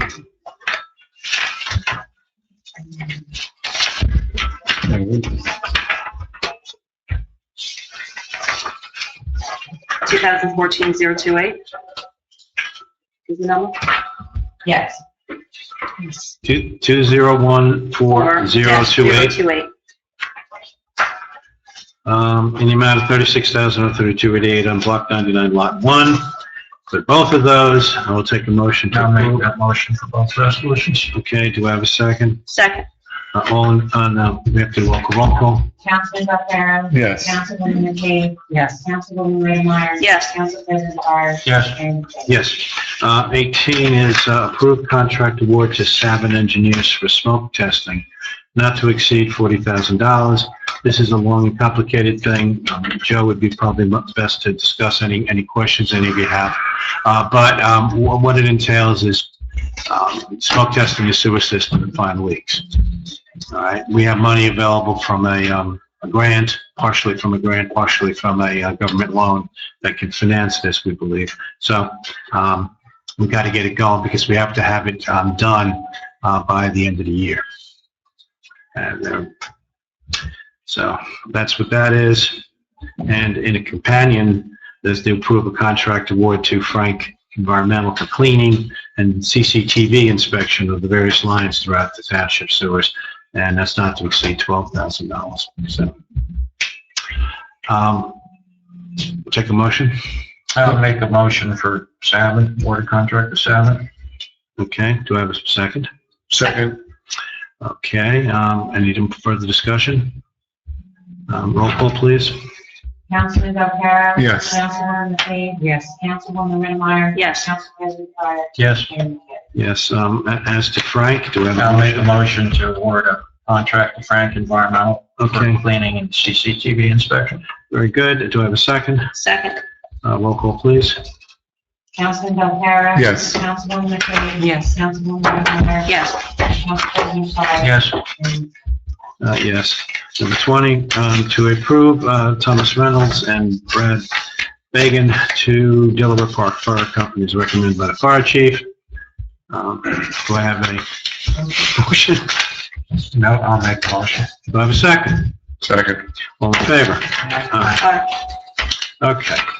Now we go into, council reports. Do we have anything to make motions on from executive? Did we do that already? I forget. Before we move on. Item number one. Yeah. Okay. So we'll make the motion to authorize Beth. Should we get into the details? No. No. Okay. Actually discussing. Yeah, take the action. Okay, to take action as per discussion on item one. I made that motion. I'll second it. Roll call. Councilman Delcaro. Yes. Councilwoman McCabe. Yes. Councilwoman Whitmire. Yes. Council President Carr. Yes. Yes. Do we have to authorize Katrina to send any letter on, item 35? Item 3. I make a motion to authorize Katrina to send a letter as for item 3. And didn't we have one for 5 also? Yeah. Okay, so 3 and 5. We on the same side, yeah. Yeah, just, Okay, 3 and 5. Second. Second. Okay, roll call. Councilman Delcaro. Yes. Councilwoman McCabe. yes. Councilwoman Whitmire. Yes. Council President Carr. Yes. Yes. Okay, now we go to council reports. Ms. Rittenmeyer, Yes. you can go first. Okay.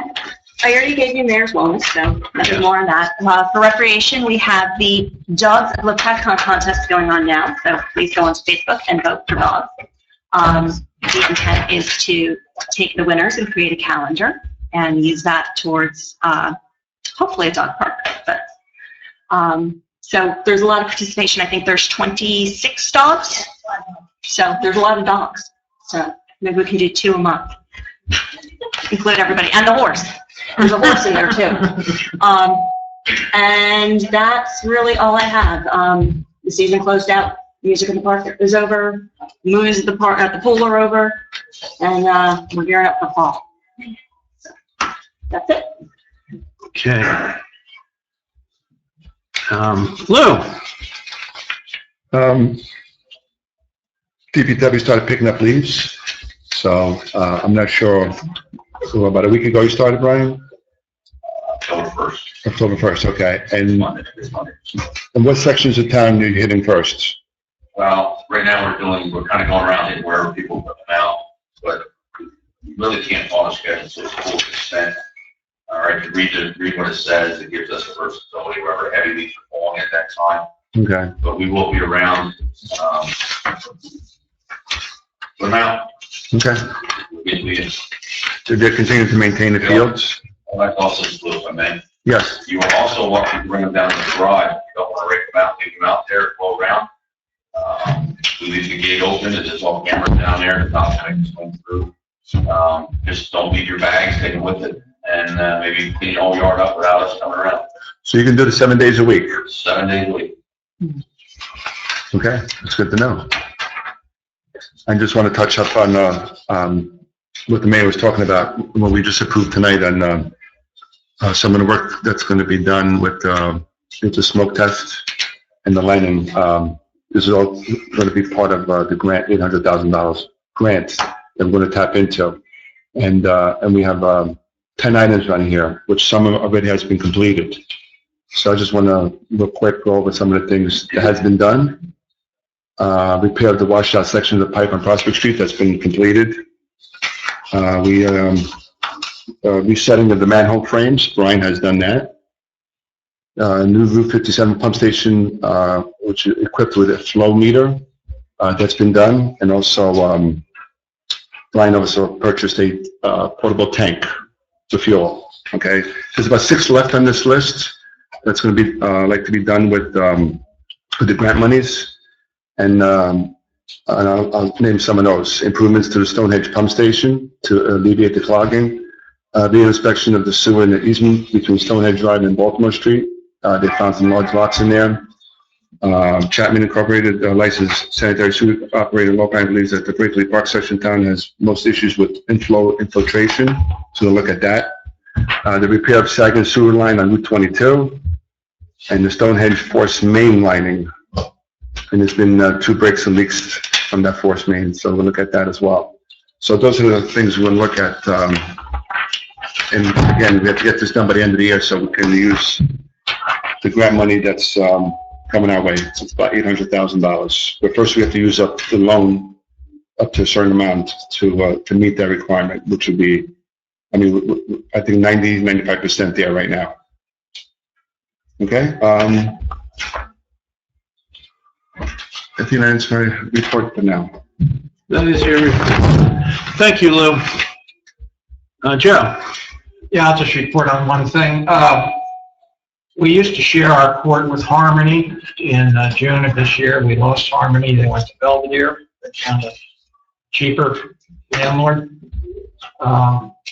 So we've been trying to entice somebody to join us. We've had a couple false starts. We think we have one that's interested right now. We're in the process of making an offer, and hopefully by the end of the year, we'll have somebody share our court and defray some of our costs. So I can't give details because we're in the middle of, trying to work out a deal, but that's one of the things we're working on.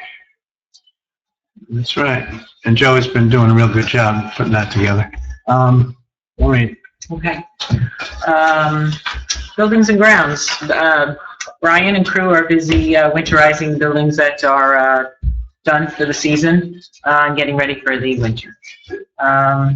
LAA, we're still working on that contract to separate from the town. They still are. They're trying to coordinate financing between them and the town so we can get the numbers agreed upon.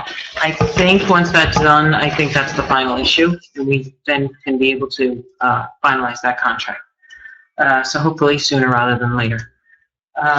Lastly, senior citizens, I just have 2 announcements. One of them is they probably know some of this already, but Medicare open enrollment period is October 15th to December 7th. You can contact the Warren County Division of Aging and Disability Services to review your Medicare savings program and help out with the cost of prescriptions and premiums. And then secondly, 'tis the season for flu shots. Warren County has a few, we'll post this on our senior citizen tab on our website. The flu shot information, Warren County has a few spots: Oxford, Columbia, Hackettstown, Phillipsburg, Stewartsville, and Washington, with the flu shot schedule. However, it says here flu costs will be billed to traditional Medicare only. We must see your traditional Medicare Part B card, no other insurances. However, if you want to pay $20, you can do that as well. So we'll post this schedule on our website so that you have it and it's out there for use. And I think that's it. Thank you, Maureen. I don't have a report really, but I did speak with Mayor Ellis recently, and he asked me to thank Juniper and her group for cleaning up the Wapakunk stream in his town. So I'm relaying that message to you. Let's see, we now have to go to department reports. Well, do you still have a report for him?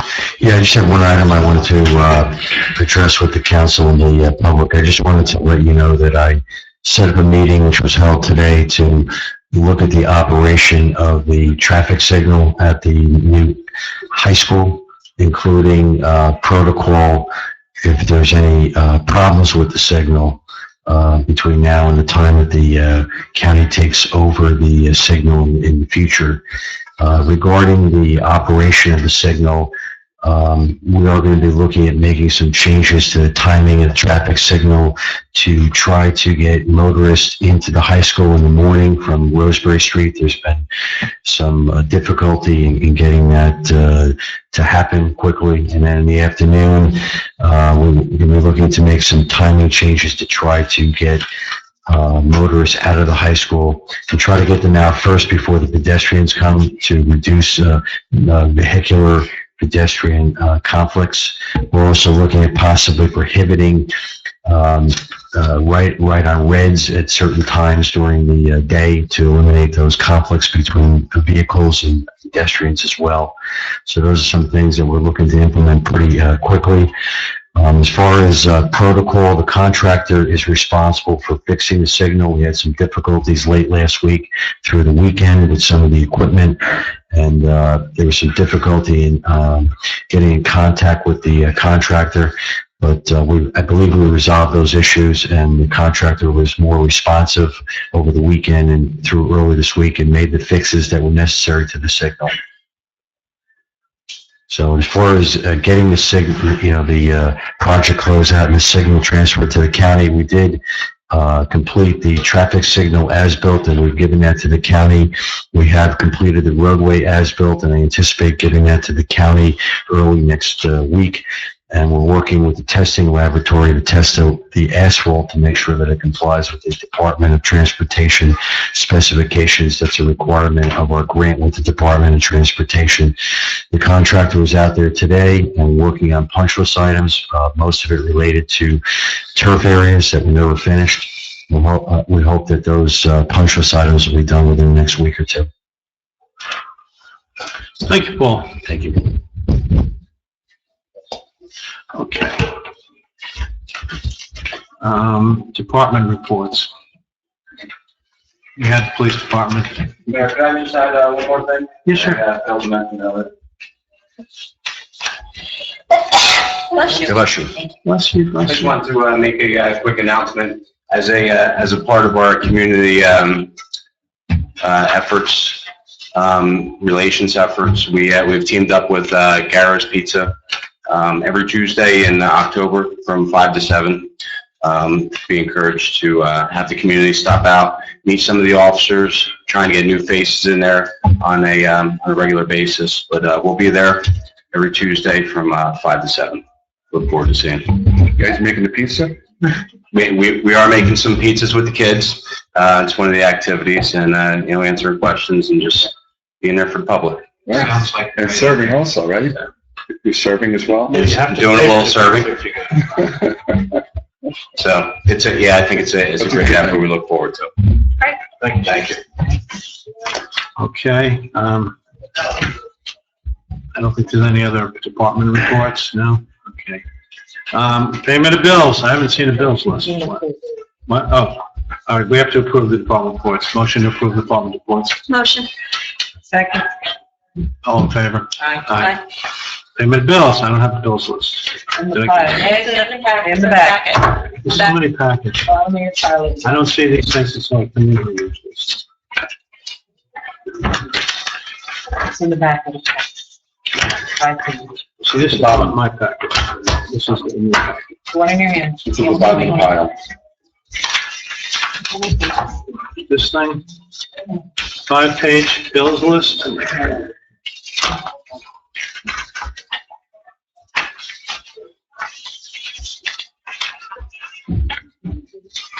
Like this. All right.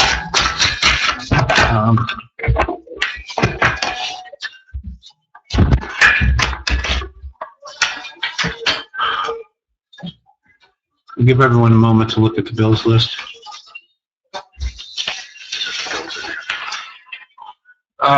Again, I see one on here from JMT, 3628. As always, I have to recuse myself from that. Okay, that's noted.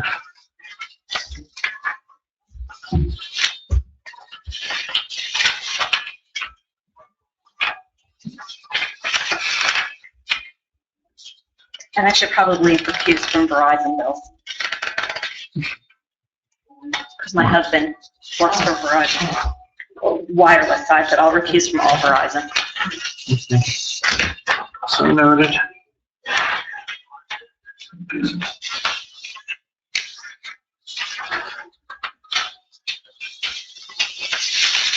Now, I have a little addendum sheet here with 2 additional ones, is that right? Something for a hotel and a registrar's conference? Yes. So those are in addition to the 1,429,000, right?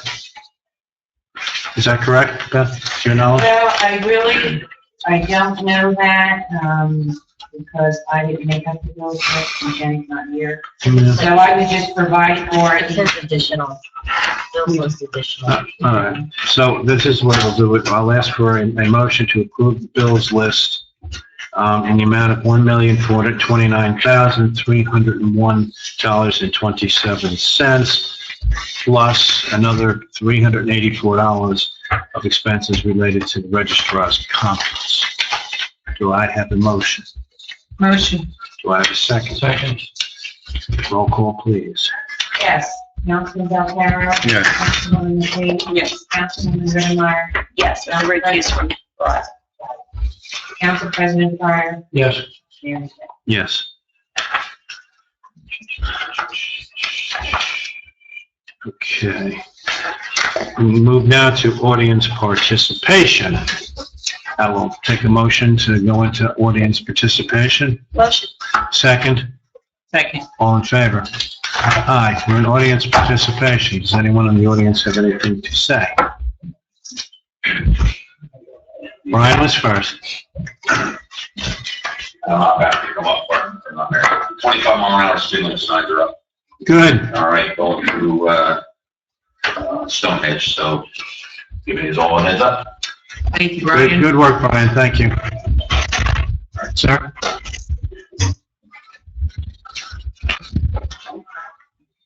My name is Wayne Samuel, 612 Young Road. I've lived in Lopat my whole life.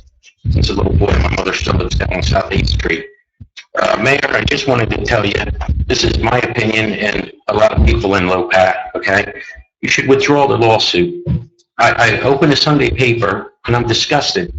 Lopat, again, in the paper. I thought we were going to be on the same page here and start working. Doesn't seem that way from what I read in the paper and what I see tonight. You know, why don't you get rid of it? Of course your lawyer's going to tell you to keep going because he's making money on you. Well, not on you, the township. So, just very disgusted. You know, I'm proud. I live in Lopat. I think Lopat's a great community. I have 2 kids. I think it's a great place to live. It looks terrible in the paper all the time. You know, I was a police officer for 25 years. You're going to have disagreements with people.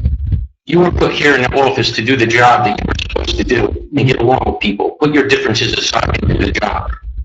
That's all I have to say. Thank you, Mr. Kisesi. Jennifer? Thank you, Mr. Kisesi. I'm actually glad that you said that because I just wanted to say something on a similar vein, but maybe a little bit different. And I just wanted to take a moment and directly talk to you, Mayor McKay, and say thank you again for sticking to your guns for this community. I know a lot of your supporters don't come here to these meetings, but one thing that I'm certain of is that we have a very good pulse on this community. I speak to hundreds of people, election after election after election, and I know where they stand, and I know how they feel. And the outcry from the public seeking change, wanting to get things in order in our community, both politically and financially, they were loud cries. And you stepped forward, and you answered those cries, and you did them on behalf of the taxpayer. And when you got here, you were unfortunately met with unbelievable obstruction, and you were prevented from making the changes that you promised those taxpayers, because they are overtaxed and they are underserved. And you know it, and you knew that you had the skills that it took to solve a lot of those problems, but you were prevented from doing so. So much to the extent that you weren't even able to get new eyes on the books. Just some new eyes so that we could all just take stock of where we're at and see if we could make any better decisions. In any event, you were stripped of most of your powers and your abilities to do things, and powers that the prior mayor had were taken away from you. Things were strange as you tried to institute that change that you promised the taxpayers. And so you took it to court. Now, when it's discussed up here, you're really wildly outnumbered. So it's a little bit miscommunicated to the public. And that's why I wanted to come up here, and I just wanted to restate unequivocally that the person who is fighting for the taxpayers of this community in that lawsuit is you. Because until you get some power or some authority in the same way that the former mayor did, you will never be able to affect the change that the residents have demanded.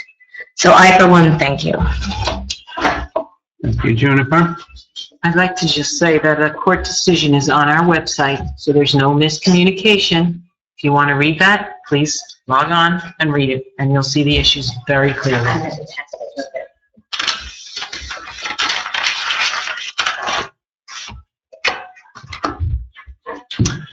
Okay, Lori?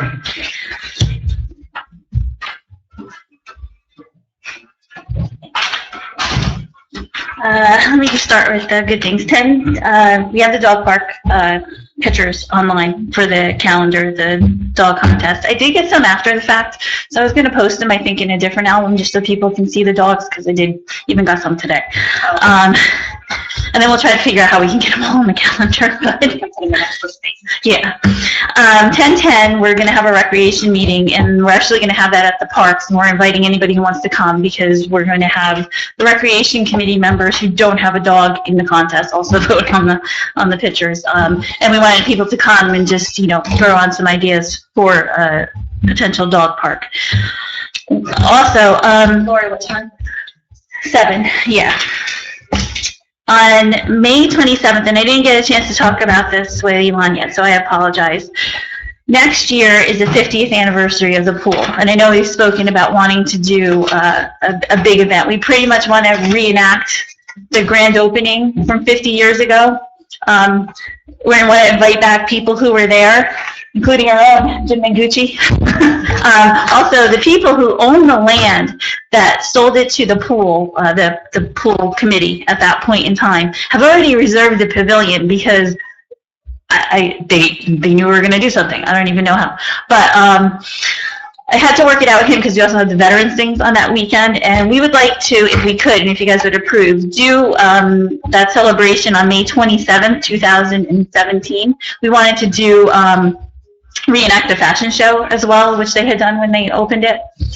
And we still have a lot of people, and this guy, Mr. Klein, has already talked to a lot of people. Fashions from 50 years ago. We're trying to figure out what we can do, if we could get, maybe we could do both. I was even thinking what we did at my daughter's dance recital for the 20th anniversaries. We had pictures of the kids when they were little, and then showing them today. Maybe we could do pictures of certain fashions, and then show the equivalent today.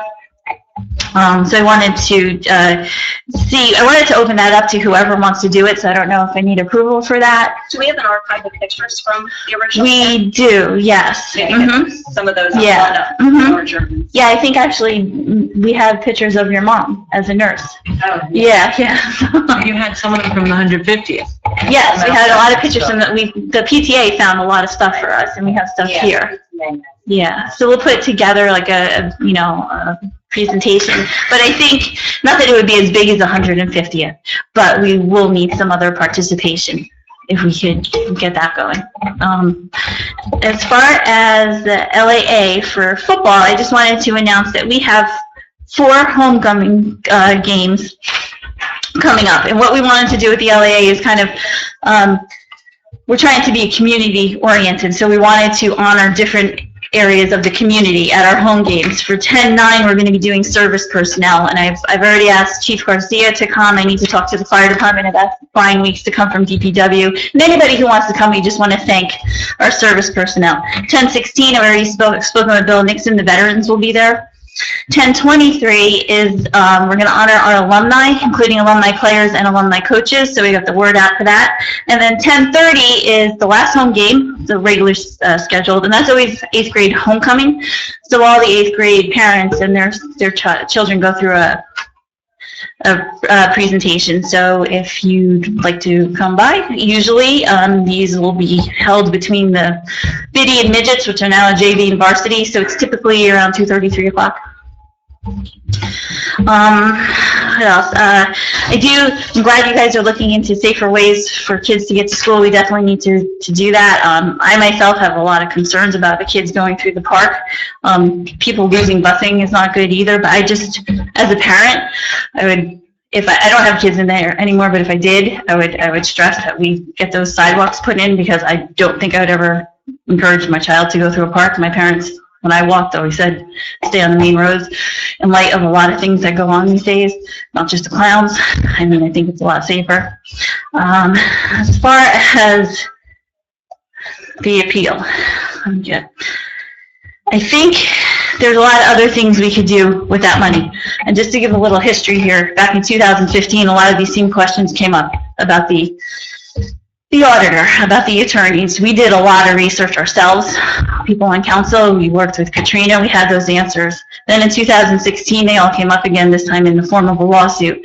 So far to date, I think we spent $30,000. I don't understand why we're doing this. The judgment is very clear. Not only that, but we figured that out in 2015. Like, the law is very clear. And the goal of this is to hire an attorney who we're going to pay more money, who, in my personal opinion, this is my personal opinion, is less competent because he didn't even file the appeal on time. I'm just asking to drop it too. We could use that money for roads, we could use it for park improvements. Our bathrooms need to be fixed there, they need to be retiled, we can use new toilets. We need lots of improvements to the pavilion to fix the roof, to make that nice. Other recreational activities, we could have used it for fireworks, we could buy a police car with it, we could buy other DPW equipment with it. There's a lot of things you could do, and I really don't know what difference you're going to affect. As far as like new eyes on the books, we've had a revolving door of council people in here. This isn't the same council. I don't think there's nobody here who was here for that 12 years. There's been so many people.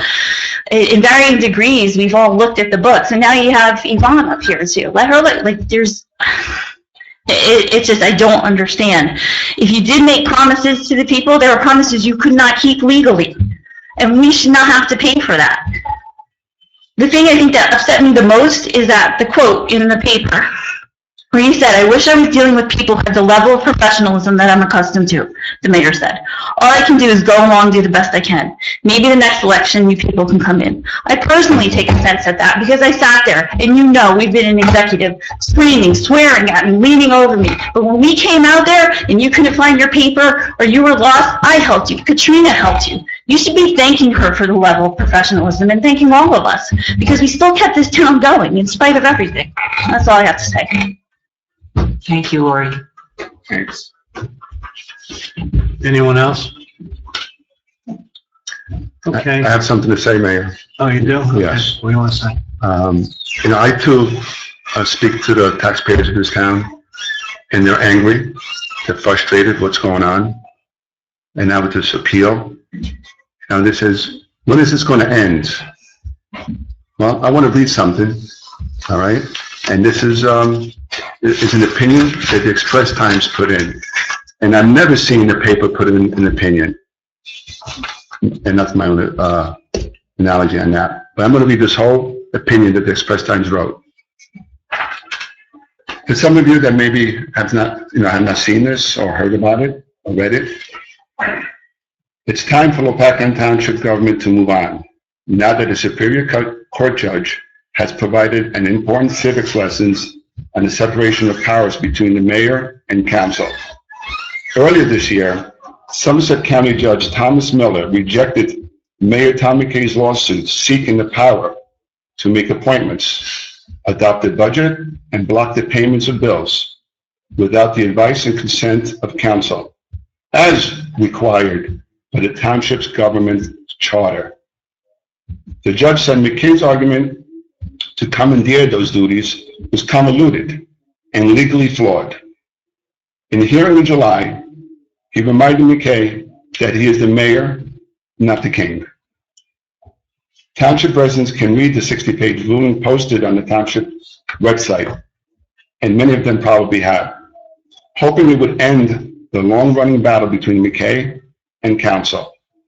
But it looks like Miller's ruling is just another way station, not a resolution in this political dispute. McKay asked for a clarification of his mayoral powers, and he got it. Yet he recently filed an appeal of Miller's decision. We're going to try to persuade them that the trial judge misapplied the law, said William Caldwell, McKay's attorney. McKay contends that he has the power to make certain decisions to overcome the obstructionism of the council. Among those arguments is a unilateral power to appoint the township attorney because the current law firm has been working on holdover status without an official reappointment. In February, McKay attempted to appoint Caldwell, his personal lawyer, to be a municipal attorney, a move that was blocked by council. The judge quickly upheld the council's right to do so, and later found that the Lavery law firm was legally in place as township legal advisors. Unfortunately, that appointment is just one of several contested issues between the mayor and council, but at least the court confirmed that the balance of powers between legislative and executive branches provides a way forward to allow township business to be conducted when there's a vacuum of leadership or a breakdown in confidence. Council President Joseph Fry, one of the three council members sued by McKay, said this week he believes things will change once the mayor understands that his executive powers are limited. It is long past due for McKay to recognize that too. He should call off the fight, accept the mayor's role in the township government, and put an end to accumulating legal bills.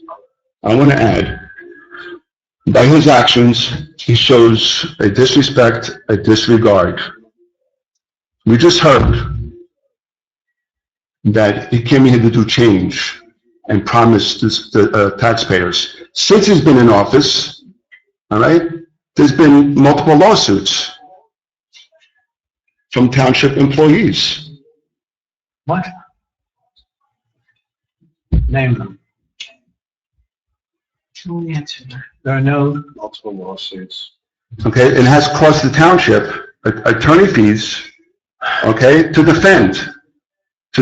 come in the defense of the employees, an investigation. And now with this lawsuit in January, and now with this appeal, he is costing us a lot of money. He is a liability to our township. And how much more can we take of wasting taxpayers' money? This is what I hear from the taxpayers, that we're wasting time and tax dollars, yours and mine, and everybody up here.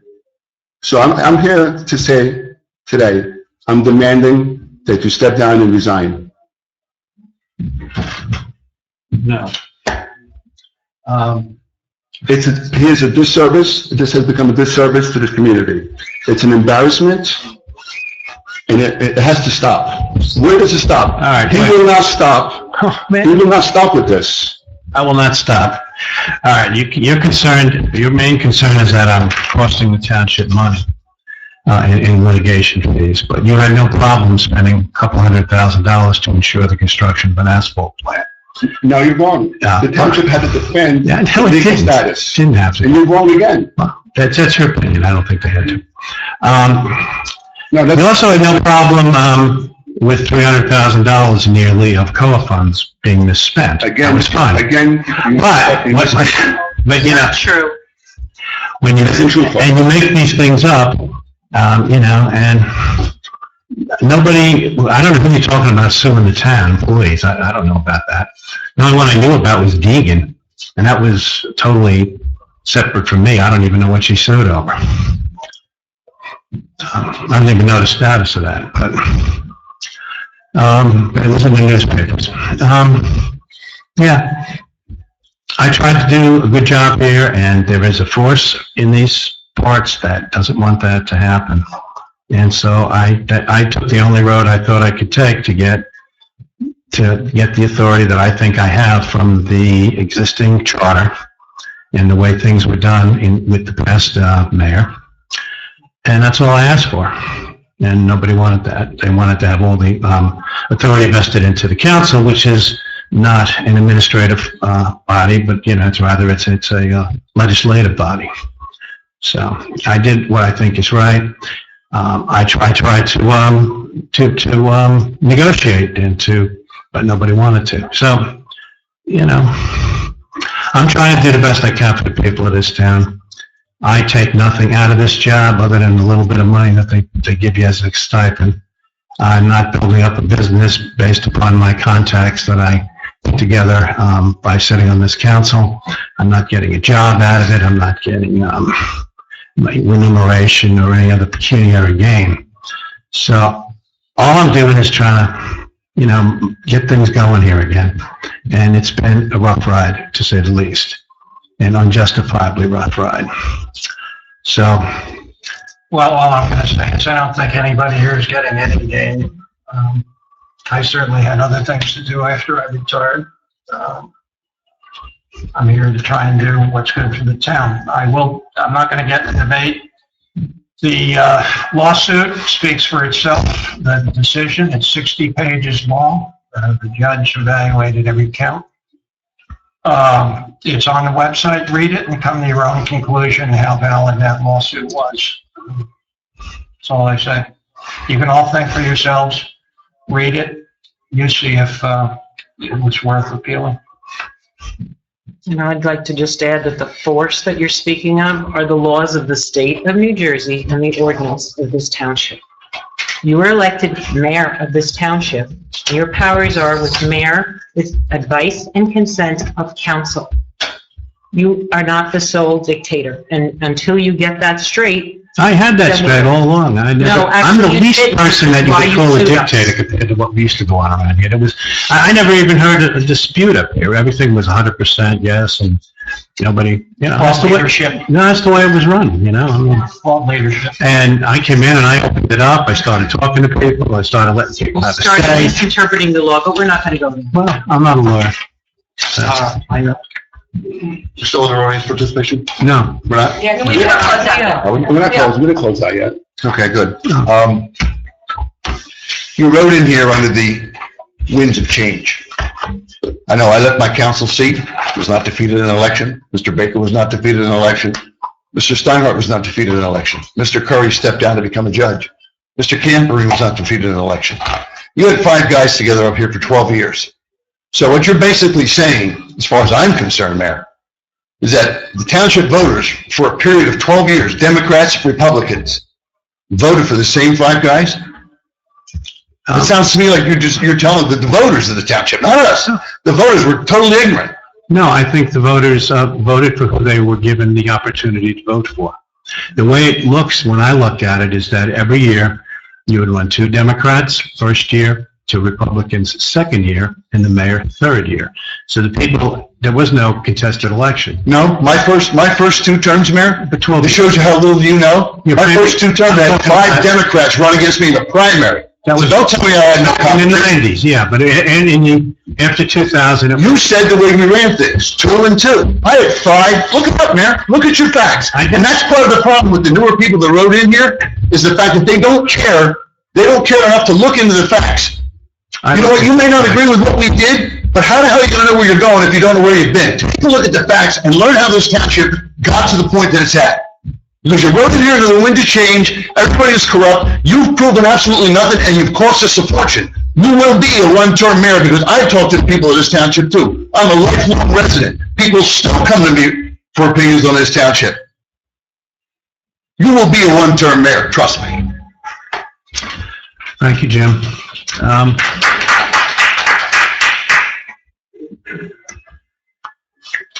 Anyone else? Okay, so then I'll take a motion to adjourn. Motion. Second, Second. all in favor? Aye.